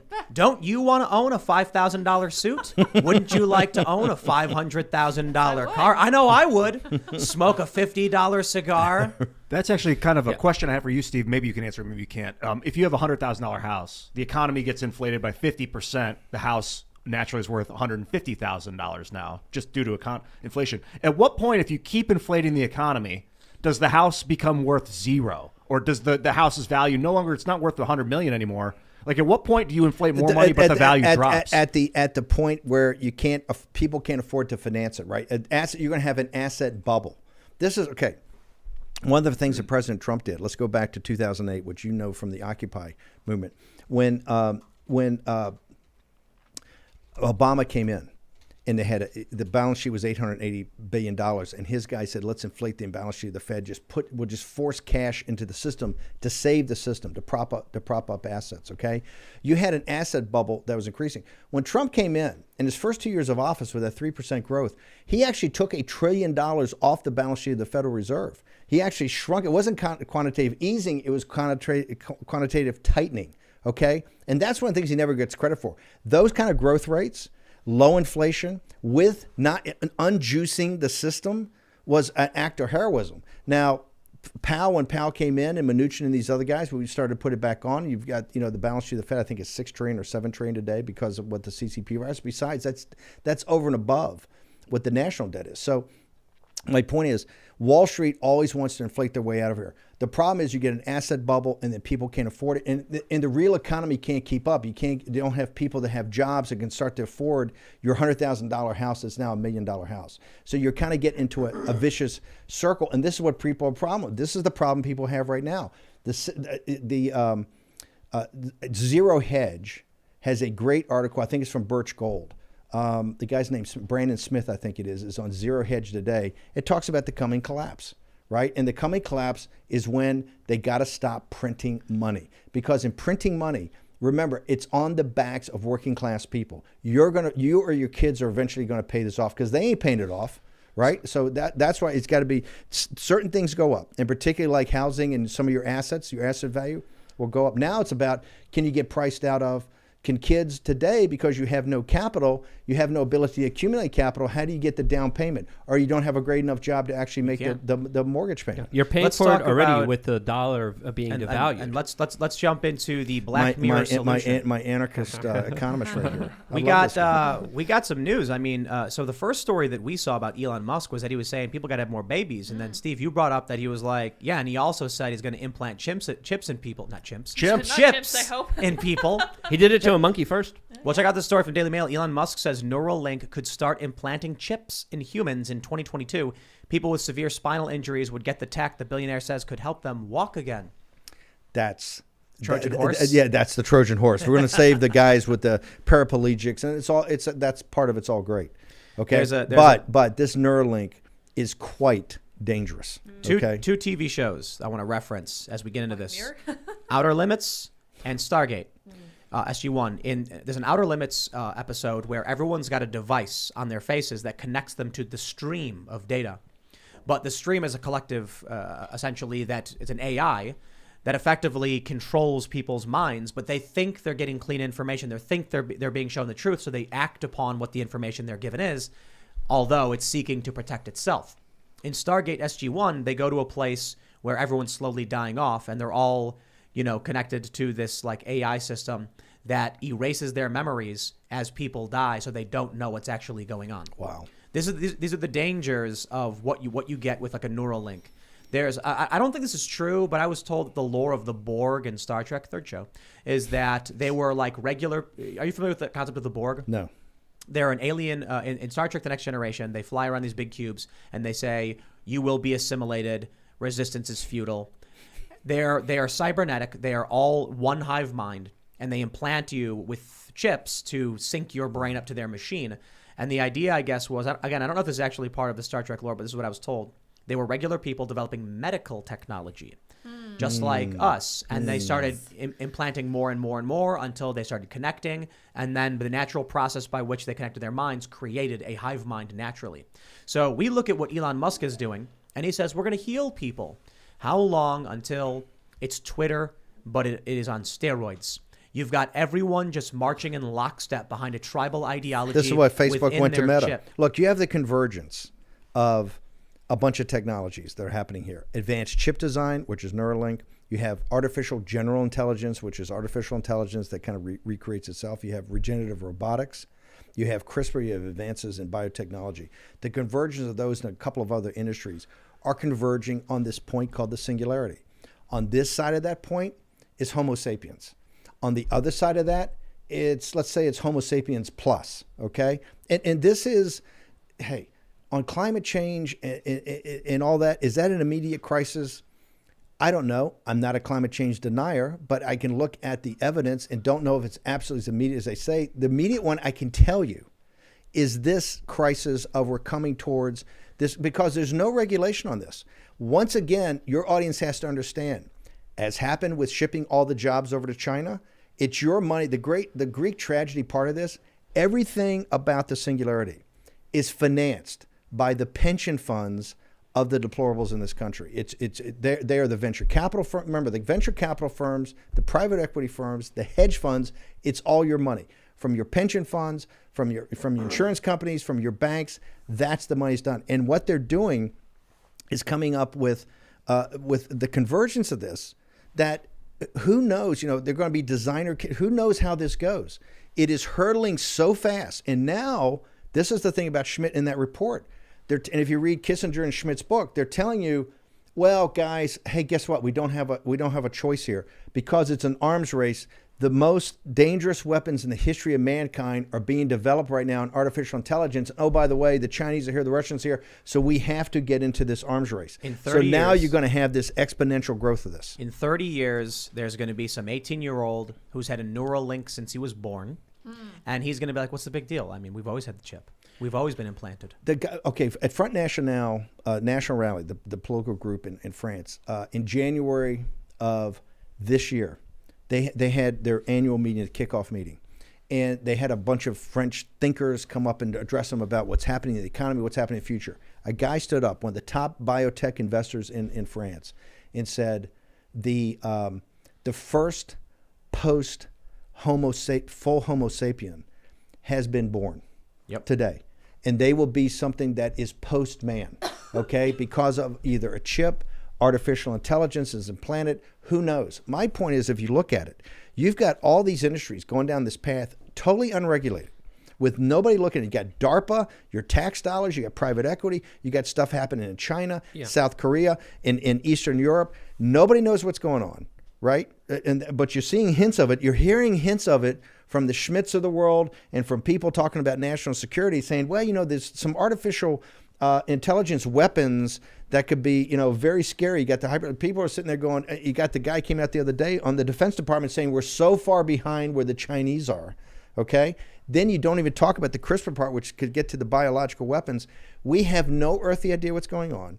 We have no ability to control it right now because, look, I'm a fighter and I fought globalization and I'll take on a lot of fights. Why? This one right here, you kind of sit there and go, where do we even start? Why would the elites want the plebs to be in their Neuralink network? They don't. Here's what it was. Jane Goodall said the other day is that she said the other day, the carrying capacity, their mentality is that because you can't solve the global crisis, the math doesn't work to solve anything on the climate change crisis at the scale you have of people today, of 7 billion people, okay? Her thing was, hey, the carrying capacity of the Earth that's correct is 500 million. So what the elites want, what the elites want is 500 million, right? And so when they say the replacement strategy, it's not about whites versus Hispanics versus blacks. It's about Homo sapiens versus the elites want, and all of them focus on this one thing, which is life extension. Right? For them. The Veritas guys, when they were in the Facebook, he's talking up the young girl and being a big shot and talking about how they worked the election against Trump. The last part of it's the buried lead. He goes, oh, by the way, all Zuckerberg and the wife spend their time on is eternal life and metaverse. He's the one that dropped the bomb on Meta. That they're going to a whole different thing of the embodied internet, and that's where they spend the time. You make a big deal about this election. They don't spend any time on that. They really spend their time on this. The elites in the world are spending their time now financing and looking at extending life because all of them are godless. They're all atheistic materialists. They want to live forever. Okay, they're in back of this whole thing, and this is not a conspiracy theory. This is not conspiracy theory. Look at Facebook and Meta, and they have enough power and influence and money to do so. And it's not just foreign countries, but Steve, it's not just foreign countries. It's Amazon, it's Google developing artificial intelligence, also working with China in order to do so. Zuckerberg, Google, these are like we're back in the Middle Ages where you have city states. Yeah, Amazon and Google, and that's why I'm a radical populist in this. These companies immediately have to be taken over, immediately have to be controlled like public utilities. They have to get 7% returns. They have to be under the control of the people of this country. They have to be controlled like the regional Bell operating companies were back in the 50s and 60s. The Bell thing. They have to be treated as public utilities. You cannot let a handful of people, okay, on the deplorables money. Remember, Zuckerberg and these guys had no cash at the beginning. This was all their money. Now these companies are out of control. Yeah. To me, Meta, before you get to the embodied internet, we ought to understand what the embodied internet's going to be to the people. Look at the ad they have at this Meta ad. You see with the metaverse. Metaverse. You talk about mankind being asleep and just sleepwalking through life. You look at that ad. That ad is like, oh, we're gonna entice you into this new pod living, and you're gonna be totally asleep. Yeah. This is the sleep of mankind. Did you see the suicide pods in assisted Switzerland? pods in Switzerland? No. Yeah. Elon Musk did I get that one? even has monkeys with brain chips that are playing video games right now as we're speaking. As the World Economic Forum literally just released a statement with one of its representatives talking about how we need a population of the world that was 500 years ago. 500 years ago, the population of the world was 461 million people, and they're talking about overpopulation leading to all the world's problems. This is not some schmendrick. This is Jane Goodall. Now, she's been saying it forever, but she says, they asked her, what's the base, and I've heard this from people, they call it the carrying capacity of the earth. They've run the numbers on this. This is not, I'm not a conspiracy theory guy. This is something they work on all the time, and you can see by these different technologies. It shouldn't be lost on people. When China when the CCP went to 10 years ago, made in China 2025, of which they never talk about anymore because they realized they got people's attention on that. The top 10 industries, they said the 10 industries they were going to dominate by the year 2025, the top 6 were the industries that converge into the singularity. Okay? CRISPR, advanced chip design, artificial intelligence, artificial general intelligence, robotics, regenerative robotics. This is happening today. This is not science fiction. We've hired, by the way, guys at War Room. Joe Allen runs a team, right? We're adding more people to it just to focus on transhumanism. Because I keep telling people, set climate change off the side. That maybe not, who knows? Okay? But this is real, and this is going to happen not in 50 years, not in 30 years, in 10 years. I think you're going to hit the singularity. What does that mean? That means you're going to have the ability to have a post-Homo sapien, either between Neuralink, artificial intelligence, a combination of biotechnology. But what does that mean for our lives? What will we experience? People tapped into the system. The system that they control. Yeah, exactly. First off, you're going to have somebody that you're going to have, your kids are going to be competing or could compete against beings that are just not Homo sapiens as we know it, right? People that through their own native intelligence, hard work, diligence, but either have chips in them, have artificial intelligence, have been biologically changed somehow, right, through CRISPR or other technologies that are in designer species that are over and above. Now, how's that supposed to compete in college, in education, for jobs? All of a sudden, you're in a species that's not the highest species, right? So you're a Homo sapien. There's a Homo sapien plus. Now I realize a lot of people will say Bannon's lost it. But no. You're absolutely right, because I've been researching and studying this thing for like 20 years. They're laying the groundwork right now, especially with the future that you're talking about, where you're going to have a government-approved medical procedure to be a part of society, and you will be kicked out of society. You won't have a good social credit score unless you have the injectable that allows you to do so. If you think I'm crazy, let's go to every major private venture capital firm in the country on their annual meeting when they put up their deals. Well, Steve, you look at their deals in technology and artificial intelligence, in machine learning and biotechnology, it lines up to one of these verticals. And these people will tell you, these verticals are converging. They're converging to a point called what Ray Kurzweil, who was thought of as a nutcase when he came up with this concept 20 years ago, Kurzweil, the singularity, he's the EVP of research and development for, wait for it, Google. Yep. Okay? These are the guy, DeepMind. You've got obviously the smartest guys in the world are working on these things, and they're converging. And this is a crisis that's building up, because this is the kind of thing like, how do you even regulate it? How do you govern it? And so all this science fiction that's been written about, this is now science fact. Yep. Look, Elon Musk, who's people that know him will tell you, maybe not the best manager in the world, but he's one of the top engineers in the world. When that guy comes out and says, in the fall of 2022, that would be less than a year away, I'm going to be able to insert a chip into a human mind, okay? A human mind that's going to take care of somebody who's no spinal cord, who's a paraplegic. That's where it's going to start, okay? But trust me, they've got stuff in the Neuralink lab right now that ain't just working on paraplegics. It started with the monkey controlling a video game with the chip implanted in its head. And there's a reason a lot of the top globalists, a lot of the top corporatists are eugenicists, believe in population control, and ultimately are transhumanists who want to transcend the human spirit, the human energy, into their own form of reality where they control every aspect of it. That's essentially the end game. It sounds crazy, but there's a lot of insane technological advancements that that we don't even know about, that we should be talking about. That I can't believe I'm saying this. I believe in anarchy.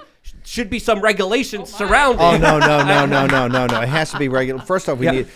I can't believe I'm saying it, but it's when true. Eric Schmidt came out with this, I think 800-page report about a year ago on artificial intelligence that he had done for the Defense Department, and he had done it on Trump's watch. He signaled right there, and he said, we're in an arms race, and China is so far advanced, and you've heard guys come out since then, including the people at the Pentagon that are in charge of artificial intelligence, saying, hey, we're so far behind. All of a sudden, you get into an arms race on this thing. It's your nuclear weapons. You started at something at Nagasaki and Hiroshima that was one thing, and now because of the perfection of it, right? Think about it for a second. There's more computing capacity in that phone than there was in the Kennedy Space Center when a man went to the moon. 4 kilobytes. That's the other thing is they got, in fact, our Joe Allen. There's an analysis out by a guy. I think he's at MIT. And Joe, I apologize if I don't get it right. Moore's law, which is the driver of the chip that goes in your brain from Elon Musk, is Moore's law. Every 18 months, the computing capacity is going. They're going to cut in size, and it's going to double. What's every 2 years, computer power doubles. Doubles. Yep. It's about 18 months. That's Moore's law, but 2 years. In AI, the guy did the analysis in AI. Joe Allen, in fact, got it up on warroom.org.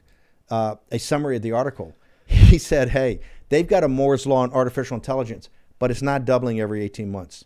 It's 6x. Yep, it's perpetual growth that just goes up dramatically. Do you know what the event horizon is? When AI gains the ability to code itself. Yep. Artificial general intelligence. Yeah. Because you have artificial intelligence and regenerative robotics. When it codes itself is artificial general intelligence. Now, some guys will tell you that's a fantasy. It'll never be able to happen. There's other guys that say, hey, I think we're on the glide slope indicator for like 10 years. My point, we don't know. But what we do know is a massive amount of capital, of your capital, of people's capital is going into this. And it's not being discussed. DARPA, your tax dollars through the federal government, okay? All these universities everybody goes to are massive research labs for this. Remember, the University of North Carolina was one of the biggest testing groups for starting the CCP virus, and nobody knew it went on at Chapel Hill. Okay, there are things at every research university in the country, tremendous amount of resources on your tax dollars, and all of your pension funds are fueling this right now. Nobody talks about it. Elon Musk drops this thing out. Well, look at this, and it's always some goodwill thing, which is fine. This is to help paraplegic people, and people can never move. Well, hey, look, trust me. That's the first thing they're leading with. They've got a whole raft of R&D internally that ain't just helping the people that are crippled. Yeah, sure. And Bill Gates is working on digital contraception that you could control for a button for people's convenience. Sure. And Bannon gets an incredible amount of government money, but it's also being financed in another way right now when we have the largest. Sorry, not Bannon, but Musk. Musk gets an incredible. Musk gets an incredible. That's a Freudian slip. Musk gets an incredible amount of money from the federal government. But there's also 100%. The largest transfer of wealth in recorded human history happening right now, taking money from the poor and middle class and literally being transferred to the billionaire class that's building the prison, building this online technocracy that we're going to be living in soon. One of the reasons we're doing transhumanism, I said this in a speech in Italy a couple of years ago.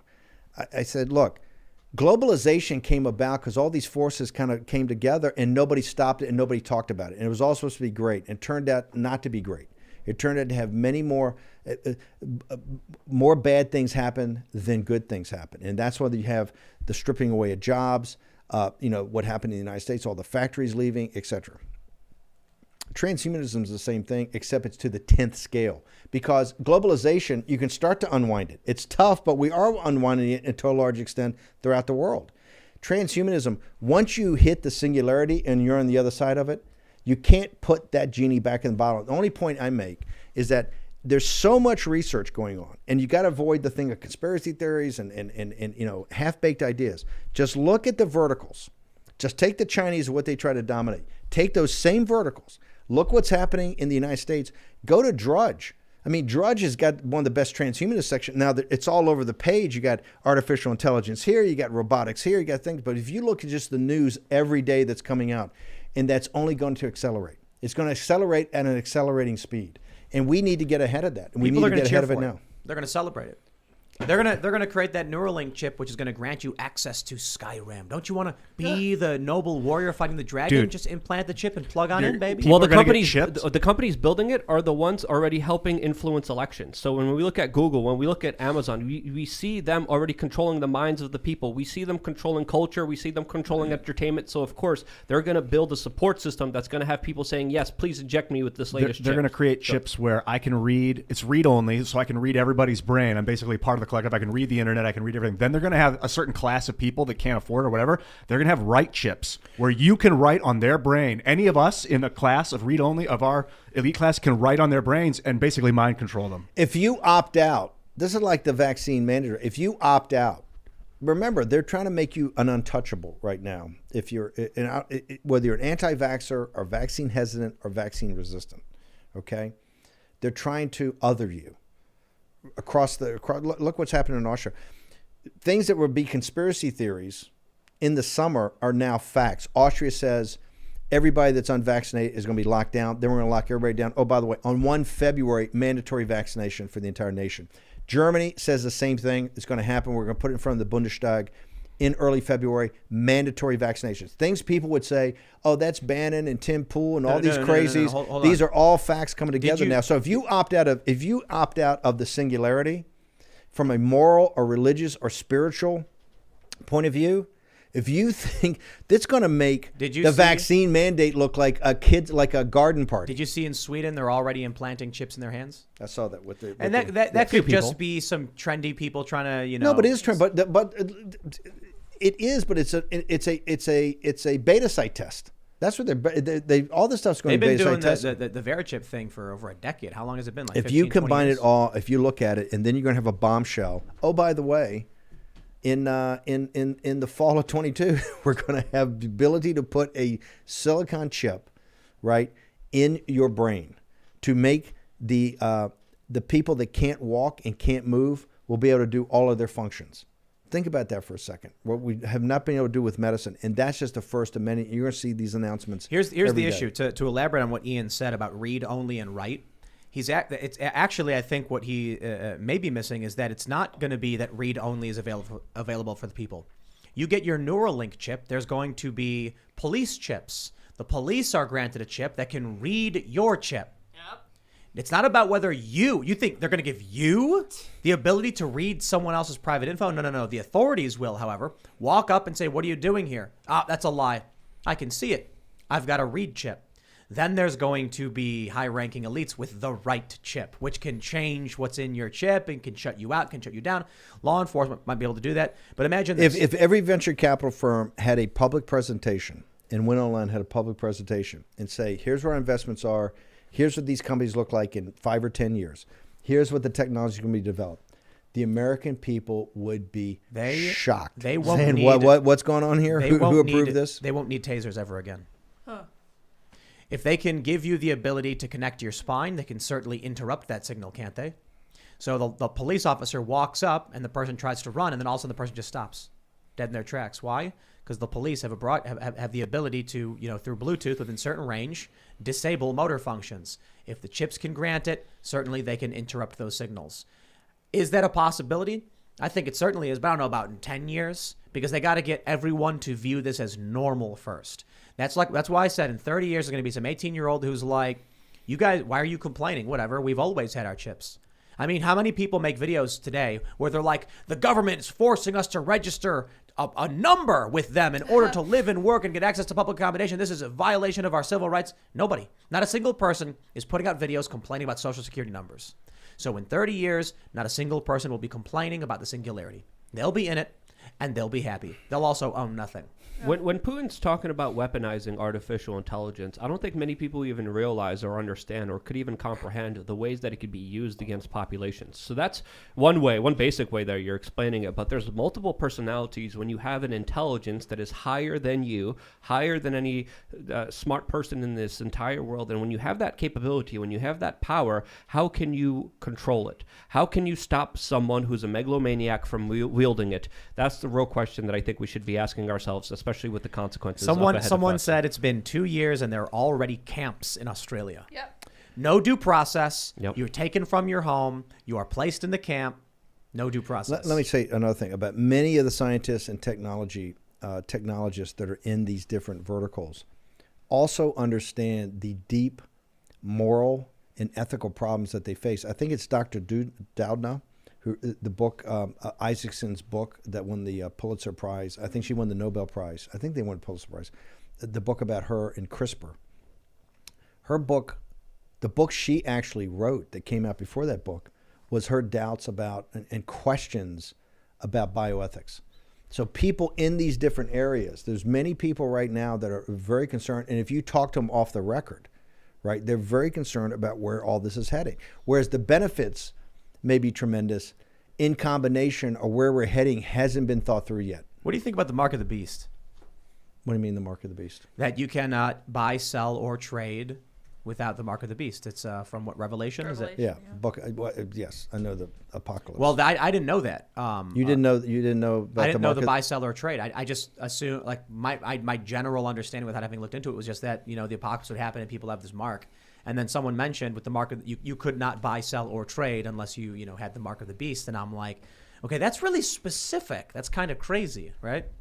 Although I do think there's been many, instances. I mean, Nazi Germany, for instance, where your papers, where they've implemented some kind of mandate. But, people now in the chat are alluding to. Well, that's the vaccine passports. Yep. The vaccine passports are an entry level part of that. But it's social credit scores. Social credit It's scores. the end result. You of where have we're a going. social credit score here.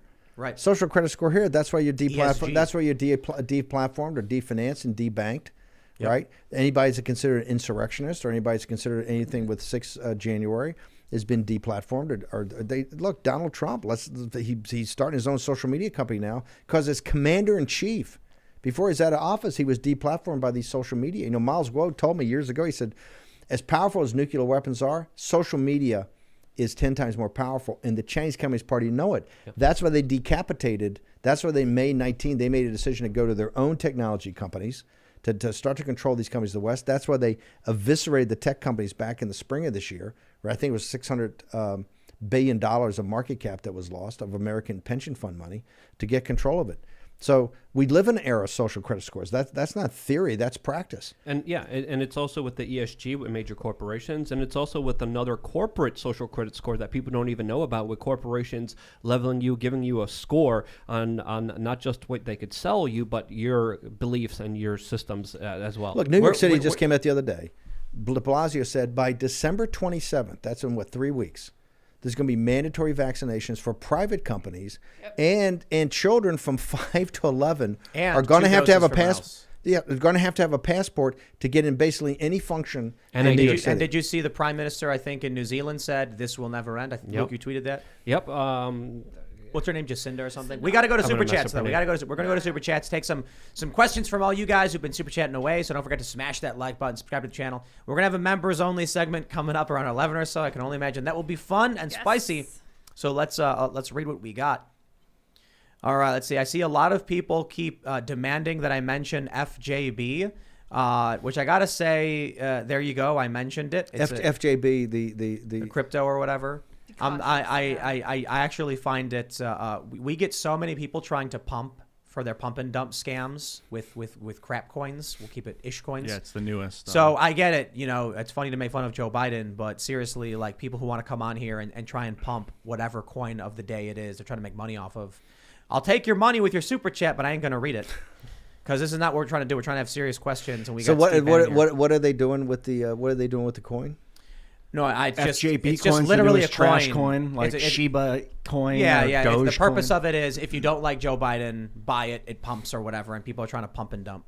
So there's a whole bunch of these. Fine, you can do it, but people are basically playing a game of hot potato.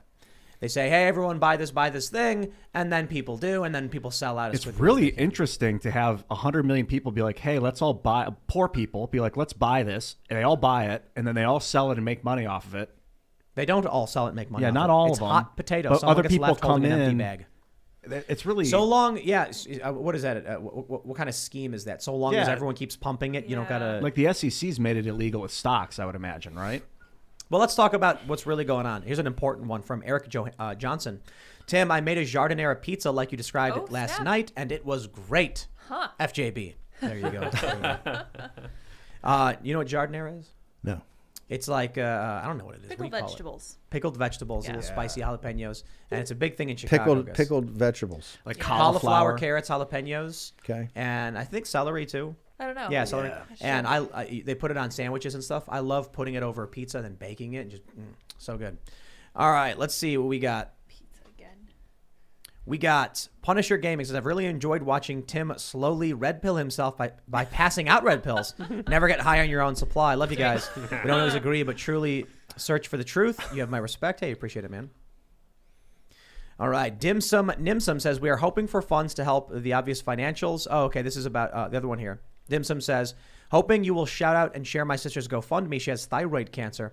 We're hoping for funds to help the obvious financials. She will need to pay because she will be getting ionized radiation treatment. Interesting. I suppose I could shout it out, but there's no information to shout out. But sorry to hear it, man. Good luck. All right. Charles Balyosian says, don't forget about Erdogan in Turkey. The lira is soaring higher than the Dogecoin. Turkey has full control of Azerbaijan and Syrian militia. When times are bad, war comes. Watch out for Turkey. Yeah. Oh, yeah. A great NATO ally. Oh, I guess people are saying that FJB is being used to donate to people, to veterans. Interesting. Yes. Bar League says FJB, the official cryptocurrency of the Let's Go Brandon community, loves Steve Bannon and Tim Pool. 50K donated to veterans in 40 days. All right. So I apologize. Well, I think you can take the transaction fees off of these things, and Yeah. they could be quite. I think that's what they're doing. They're using it to. In that case, hey guys, shout out That's FJB. different. Yeah, for sure. Sorry for you. Look, we get so many You people. see, all of a sudden, you turn so quickly. We just get so many people who are like scam crypto. So I'm like, here we go again. We got people saying, whatever. But if it's How could something named FJB be a scam? That's a deeply rooted primal scream. Yeah, agreed.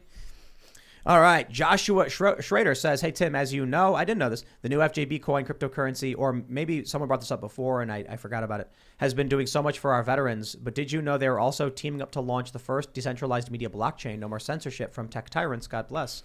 All right. Well, there you go. All right. I like donations to veterans. You learn something new every day. There you go. Yeah, I'm on the website, letsgobrandoncoin.io. I'm looking, they say what they donate to veterans, but I'm trying to find out exactly what's getting donated. I think on there's a transaction fee, right, when you do it. I think a part of that transaction fee goes to veterans. Oh. Chris B says, Steve, as someone who wants to be more of a bookworm, do you have a list of books to read for those of us who want better understanding of the world and history? Yes. Yeah. Should I give that? Yeah. Let's name some books. What do you think? The first one I'd read is an abridged, and maybe I'll come back and give it to you. So the abridged version of Decline and Fall of the Roman Empire, Gibbons. You ought to read the extended version's a little long. You definitely should read that. I would read the Best and the Brightest, about the Kennedy and the Vietnam War. Definitely would read that. I would read. I'm trying to think. There's so much stuff, great stuff to read. If you want to read about a tremendous individual, right? Well, I think the greatest president we've ever had, and probably the greatest individual we've ever had in this country, Lincoln. You can read Gore Vidal's novel, Lincoln, about how people make tough decisions under tough situations. Also, there's tons of. There's a great book on geopolitics by Mackinder. You ought to read that. Just basics of geopolitics of the world island and Central Asia, and how critical it is to kind of world history. So I think those are two or three right off the bat. I'm trying to think about something in technology or AI that I could recommend right now to read. I'll think about that in a second. But there's so much to read in artificial intelligence and economics and all that that's very important today. All right. FNP says, Steve, do you believe China's obscure and fraudulent financial structure can collapse? And what is the geopolitical implications of a collapsing China? Absolutely. I think it can collapse. I think it shouldn't be lost in it. I think it was Grande today went outside the 30-day window of making their interest payment on the bonds. China is a house of cards, even more so than the United States and the Federal Reserve and the Bank of England and the whole Judeo-Christian West's financial system. China is to the fifth power.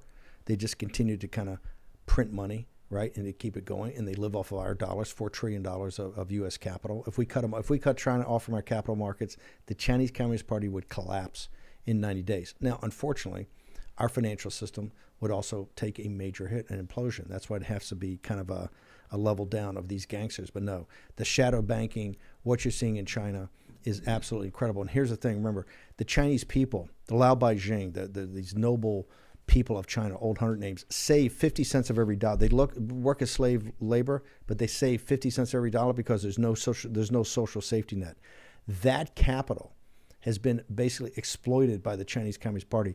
They're the first people who are going to get wiped out in the implosion of this real estate market over there. That's why you see in these videos, you have the table of the company and the people are coming in and women are sitting there with knives up to their throat saying, I'll slit my own throat right now unless you give me my cash back or show up with the real estate because I've lost everything. So the Chinese people are going to be abused here, but I 100% agree with him that it is a completely phony system.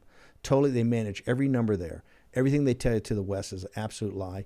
And Larry Fink and all these Wall Street guys have done nothing but put American capital, which is basically the pension funds of the United States, in there to finance the stripping of our, what I call the stripping of the altars, right? To take all the high value manufacturing jobs over there and now to prop up their real estate market. All right. Dawson Jackal says, you might as well take the money I was going to spend on vodka and food. Denied service and entry for not showing Vax passport. Welcome to China. Wow. And our new national anthem. Oh, China, this is our leader's land. In true communist love, all of us bow down. With cowardly hearts we see the rise. The true North weak and slaved from far and wide. Mao, keep us safe and remove our rights. Oh, China, we deny your human rights. Beautiful. Yeah, it's crazy what's happening in Canada. Justin Trudeau, by the way, even publicly came out and he said one of the things that he likes about the governments in the world, one of the things that sticks out to him is the economy and how it's run in China. And he looks up to the way that they do business there, which is absolutely crazy and mind-blowing. There you go, man. He's beyond the Manchurian Candidate. All right, let's see. LTG says... Of course, his father knows something about communism. Whoa, I went there. I went there. I was thinking it. I went there. LTG says, I work for NATO in NL. Russia will not invade Ukraine. Will they not? Good. So it's all just a distraction? Ben Hairston says, forget gold, buy chickens. They taste better. Yes. And what are you going to do? Carry around gold as you wander from outpost to outpost? No, the chickens follow. Oh, okay. You put them on little chicken leashes, and you just make them walk. They walk themselves. They'll walk and eat at the same time. All right. Raymond G. Stanley Jr. says, hey, all. Steve, at first I didn't know you. Now, after IRL, sir, you are a populist and a dang good one at that. Also, why are you wearing 3 pens? It's code. Prepared. Nice. Oh, I see. So it's a 2-pen day, 3-pen day. A lot of people said after the first second, you were on, was the third time you joined us? Third time. A lot of people. I was in the old place. Right, the other studio. I was in the other studio. Yeah. We've had a lot of people say that the only thing they've ever heard of you was what the media had been saying about you. And then to actually hear you speak and hear your ideas, they were like, wow, was the media lying? And I'm kind of like, do you watch this show? Because that's all we basically just say that all the time. The media is lying. So, of course, people actually hear what you have to say, and they're like, this guy actually doesn't sound far right at all. Like, the media certainly tries to claim it. I mean, you said it, but when you talk about taxing the rich or the 1% or whatever, that's just populism. It's kind of like centrist. I'm more than just tax the rich. I think we have to have to think about a reallocation of assets and resources. That's leftist. No, it's not leftist because here's the problem with American capitalism. There's not many capitalists. A right wing or a what they call far right or a center right populist believes the central part of this is everybody's got to have a piece of the action, right? The problem we've had over the last 40, 50 years is that too much of returns have been to capital and not enough to labor. And so the people, the backbone of the civic society that keeps, people say, well, the United States, the capital markets are so robust. People want to buy in the bonds. They want to buy the stocks. And I go, why is that? And so what's so liquid? I said, well, what causes liquidity? What's so safe? Well, it's not the Security Exchange Commission and our laws and regulations, which are very good, but there are other security laws and security laws around the country. It's our civic society. It's the underpinnings of the safety and security of the United States of America. And that's every cop, every teacher, every nurse, everybody that coaches Little League. That provides this thing called America. That is this sovereign nation, right?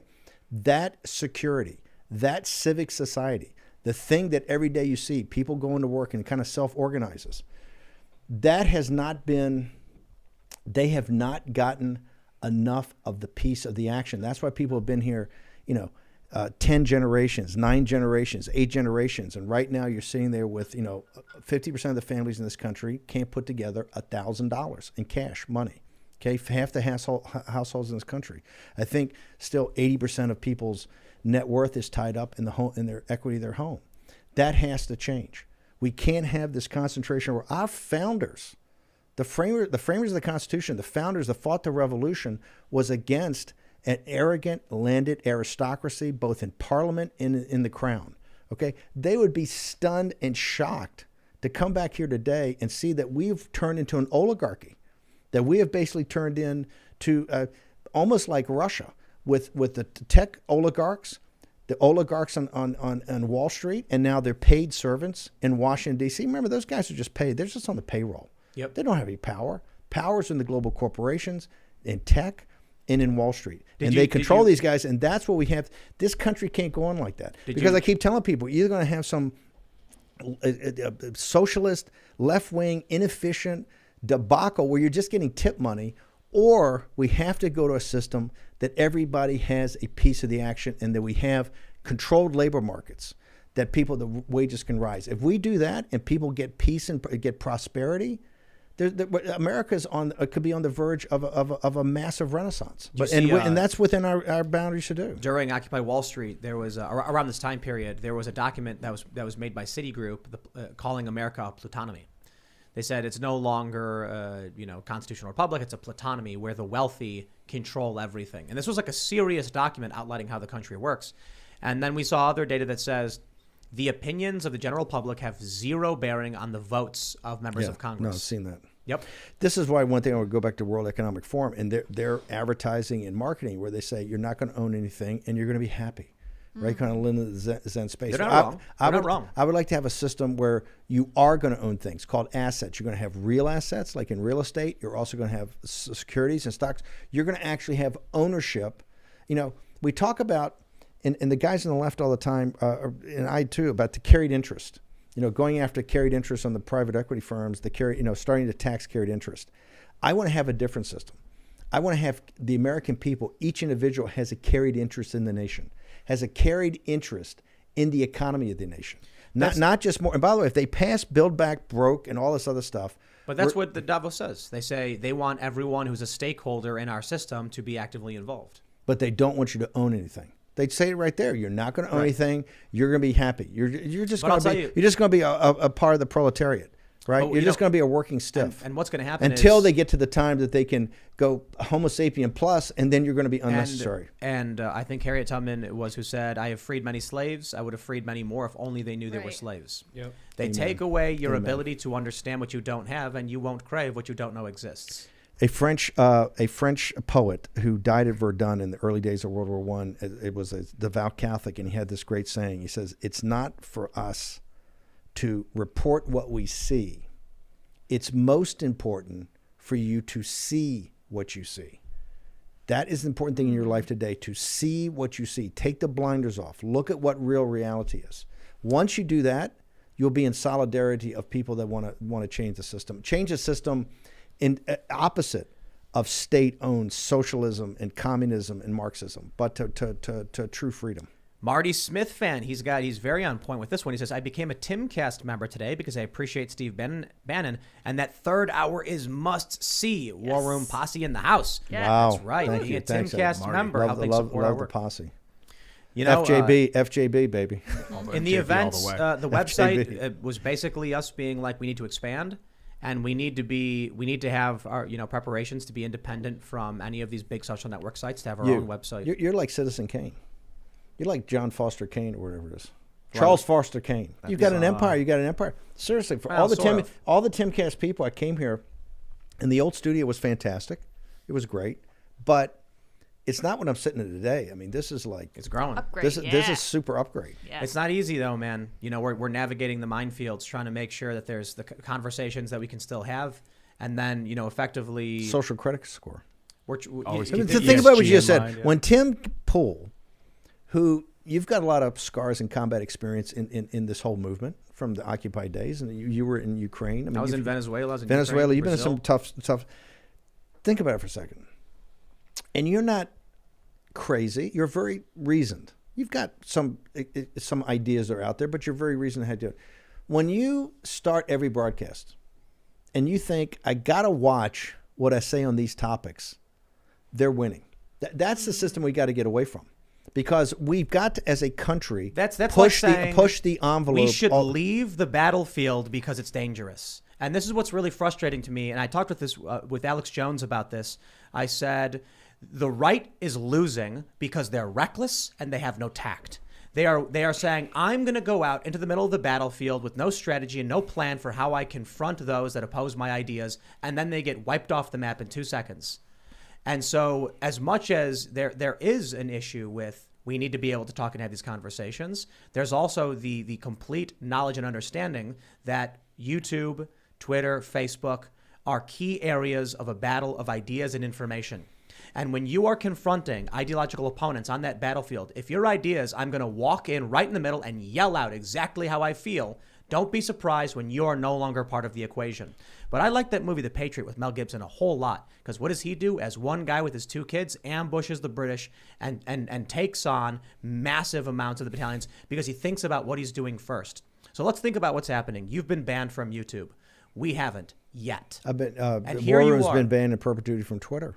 But here you are, getting out 99% of your ideas. So as long as we try to maintain, navigating the minefields in this battlefield, we can make sure that 99% of the ideas are still able to persist. And then for the ones where we are actually dealing with major curtailment, we can always set up our own independent website and make sure people like you get your ideas out to the best of your ability. People know where to find you at War Room. And then No, but I got that. And we should, and that's smart. And you got to strategically do it. But we shouldn't have these social media oligarchs who, on the public's money, remember, Zuckerberg had no cash. He was living in a dorm in Harvard. Well, but didn't Peter Thiel give him money? Well, he put $500,000. My point is, and Peter Thiel's money wasn't Peter Thiel. Peter Thiel was institutional money. All of those guys, when they write you a check, it's a cops, firemen, nurses, teachers' money. It's a pension fund's money. It's called institutional investing. They take a 1 or 2% management fee and 20% of the ups. That's how they make money off their fee structure. That's the carried interest that's not taxed as ordinary income. My point is because yes, but they shouldn't have the ability. Tim Pool should never have to walk into this show, ever, and think about, is there a topic I can't discuss? Let's take Alex Jones for a second. Alex Jones, people say this, that, the other thing. I just take one topic.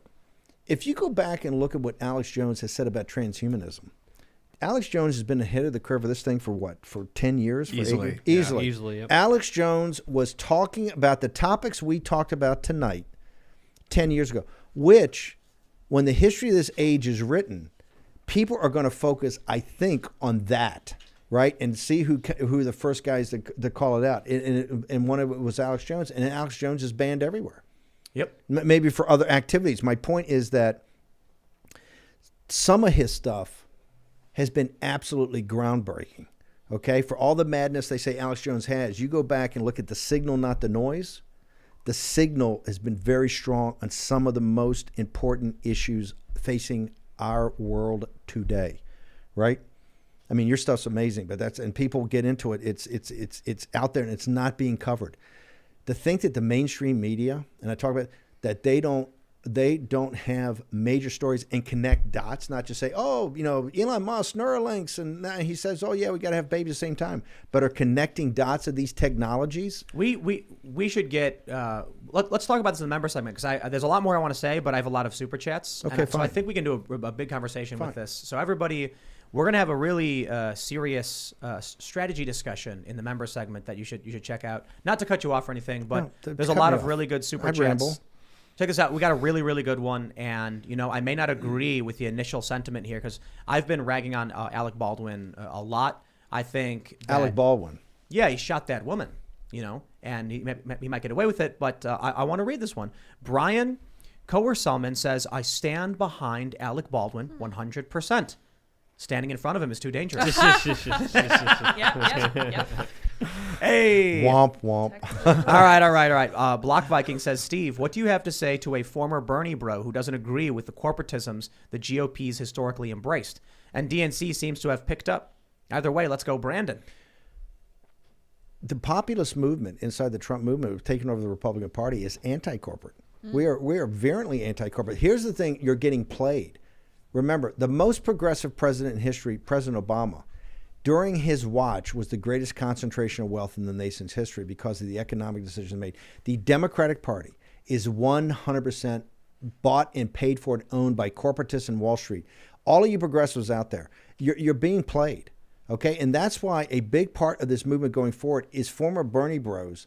Look, working class Hispanics, African-American men, and Bernie bros are the future of this populist movement and combined with us. And the reason is we got to break away from the corporations. The corporations don't have your best intentions in mind. Look, they're the oligarchs. They're the ones deplatforming. Remember, I keep telling the Republican Party guys, and I rub their nose in it. I said, you created this monster. Your tax cuts and your deregulation, and now you're sitting there whining that they deplatform you. You and your policies created it. And that's why, and look, I admit when you look at the spectrum or the range of alternatives, I'm a little bit on the hardcore part of this. But that's why I say in Silicon Valley, particularly in social media, I'm for total digital and data sovereignty. Okay? That's why I think things like FJB and other these coins have to be looked at. Here's the reason. They forced you to do it. They've destroyed the U.S. dollar. They have a printing machine up there in Capitol Hill right now talking about $7 trillion. You owe it to yourself to look at your own digital sovereignty, your own data sovereignty, your own ability to participate in not just in cryptocurrencies, but in other either stores of value. Okay? You owe it to yourself today because they're not going to do it. I would tell the Bernie bro, we are the anti-corporate part of this. We're a workers-based, working-class party, and that's why you see in the Rio Grande Valley they're supporting Trump. That's what Trump was the weapon. Trump was the armor-piercing shell that went through this, right? And he gave them blunt force trauma. Why do you think they hate him? He's a billionaire. He was part of that whole system. He'll tell you that. They hate him with a pathological hate that's almost, and the reason is because he's the armor-piercing shell Let me ask you. Yep. Paul Perry wants to know if you're going to be involved in the next Trump administration, after he runs or when he's running. Well, let me say it this way. In 2020, the war room, we are dedicated and maniacally focused on building the Trump movement. And when we say the Trump movement, taking over school boards, having people become election officials, taking over the Republican Party with populists, with people just going as precinct committeemen, we're, I think, the biggest supporter of the president. If to the degree that we participate in the campaign like we did in 2016, I don't know. Time will tell. My biggest focus right now, the mantra we have right now is 100 seats, 100 years. We can win 100 seats in 2022 and govern this nation for 100 years through the House of Representatives, okay? But are the Republicans going to do anything? This is why, by the way, Republican Party since 1968's won more elections than it's lost, in the process lost the country. You need to have new people, new blood, and new policies. And I think you're starting to see those people come up. It's always going to be a fight, and they co-opted the Tea Party movement. It's our fight every day to fight this. And to focus on it. But no, I think President Trump, not only is he going to run, I think he's going to win, and I think he's going to win in a big landslide. To the degree that I could ever be of assistance, I will always be assistance. But right now, the war room is where we do it. I want to make a point too. I see a lot of people are signing up as YouTube members, but that may be a mistake. If you want to watch the member segment, it's at timcast.com. Go to timcast.com. Otherwise, you're just as a member supporting the channel, which is greatly appreciated for sure. But again, timcast.com, that's where we're going to have the bigger discussions and everything like that. But all the support's greatly appreciated. If I'm making a mistake, I just see a lot of people have just signed up. So all right, let's see. Civilized Age Custom says, if corporations replace workers with AI, eventually there won't be people with income to buy their goods and services. They go to business. So is that going to have an impact on this? On the transhumanism they won't slow down because of that problem, right? They're looking to, first off, cut their cost by doing as much of this art. You see this everywhere. I mean, they're particularly in China, they're trying to use as much artificial intelligence and robotics as possible to take out labor cost.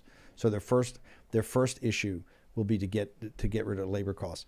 I think they'll deal with the second part. It's a great point. And like I said, a lot of this is to be thought through. But right now, we can tell you when you look at the party of Davos, the Fourth Industrial Revolution. When they talk about the Fourth Industrial Revolution, how much humanity is in that?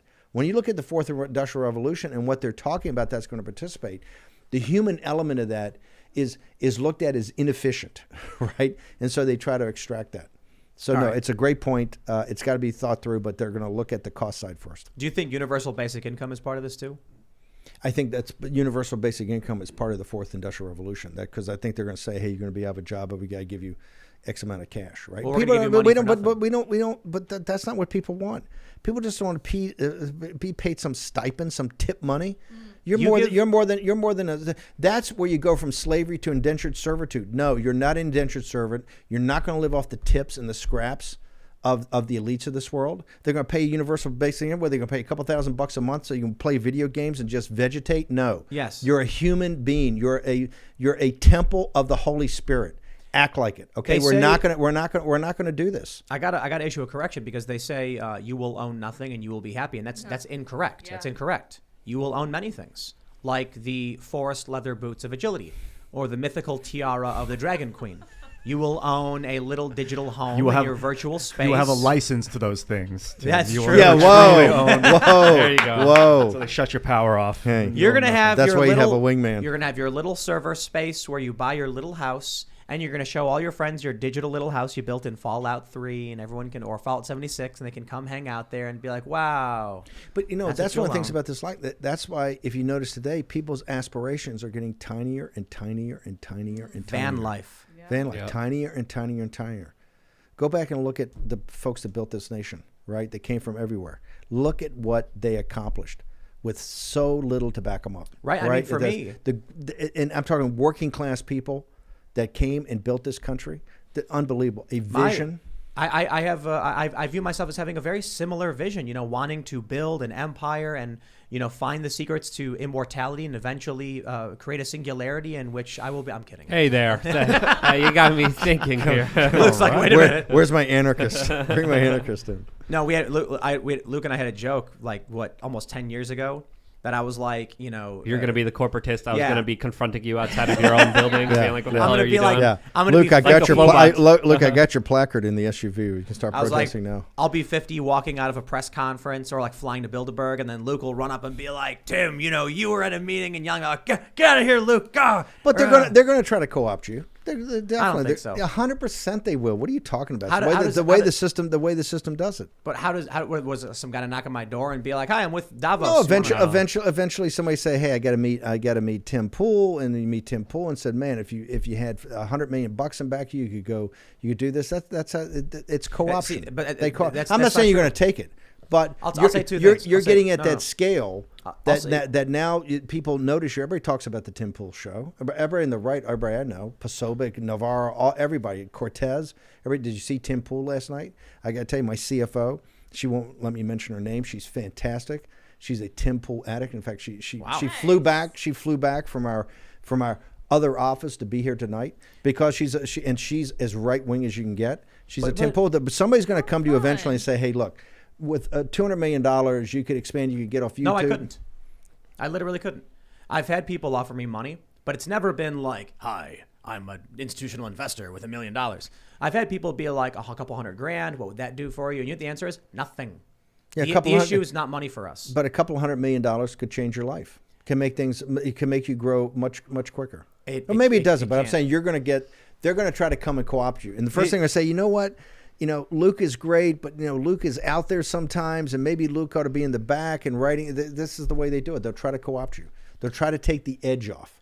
They don't like the edge. I don't see it happening through investment. I think it's more of I'll put it this way. There's literally zero. There is no money amount that could make this better. But I will tell you, we've got 2 501c3 nonprofits. One for creating decentralized tech to make people uncensorable, and the other is to fact check news organizations as well as our own outlet and the fact checkers themselves. So we're going to be going to people and being like, would you like to donate to our 501c3, tax deductible and stuff like that? That's a potential avenue where they might want to put money in, but that's a separate entity outright from whatever it is we're doing here. So they can certainly get involved with the nonprofit and help build technology, I guess. But if someone came to me and said $200 million right now, and we would buy X or we would do this, I'd be like, I literally have no idea what to do with that money, and it's not going to change anything we do. We've already we've gone through project pitches, and I'm like, the problem is not money for us. Granted, I'm not trying to act like we have $200 million or anything like that. It's just that finding driven, passionate, talented people is the challenge. Money doesn't solve that. It doesn't. I've been through it. It doesn't solve it. You just got to build it up slowly over time, rough around the edges, and you slowly get something like we're in now. Look at, you notice the lights around the edge of the room? We've gotten rid of studio lights. We've done a new thing with LED strips. It's just, people come to me and they ask me, how did you build all this all up? And I'm just like, one step at a time. It's not like this thing where we sat down and did all this crazy research and funded R&D. It was literally like, hey, you know what I noticed? Our lighting sucks. And then we had one guy be like, you ever see these LED strips? And I was like, look at that. And that's how it happens. If someone came in and said, here's $200 million, have a good time, I'd be like, that literally won't get us anything we can need. I mean, I suppose I could buy a skyscraper or something, or like a big building. Go buy a cable TV channel. Why would I want a cable TV channel? What am I going to do with that? Because you get off YouTube. Then you can talk about anything you want. Right now, you can't talk about anything you want. You can't talk about anything you want on these cable channels. Sure you can. You can talk about anything you want. But let's do this. We're going to go to timcast.com member segment. I'm going to come with $200 million. We're going to trust him. Well, that's going to be your TV channel. We're going to no. We're going to test him. I'll tell you this. I've been there with somebody's going to come to you one day. Okay, so somebody, because of the success of this and the impact it's had, somebody is going to come to you with that size check. I don't think so. That size check. So when this happens, write down 7 December 2021. Somebody will come with you to you, and there's going to be hooks on it. The hooks are going to be, hey, it's kind of edgy. Can we do this? Can we talk more about this? But that's the Faustian bargain you make with capital. I don't think it's going to happen. I think any one of these institutional investors who have done a psych profile on me based on the things I've said, they're going to be like, that guy's too risky. Don't go near him. You're not risky as a businessman, though. You've built a great business. You actually know how to mitigate risk. Remember, the thing about entrepreneurs that people want to know is not are they risk takers. You have the energy driving forward, the motive force, but do you know intuitively how to mitigate your risk? Let's jump to the Timcast.com member segment. So everybody who's watching, go to Timcast.com, sign up. We're going to immediately just jumpstart into this talk about censorship, co-opting, the deep state, all this stuff. I got a lot to say, but I don't want to run too late. I want to make sure we get this up for you. So again, Timcast.com, sign up now. And you can follow the show at Timcast IRL. Smash the like button, subscribe to the channel. You can follow me at Timcast. Steve, where can people find you? Go to warroom.org.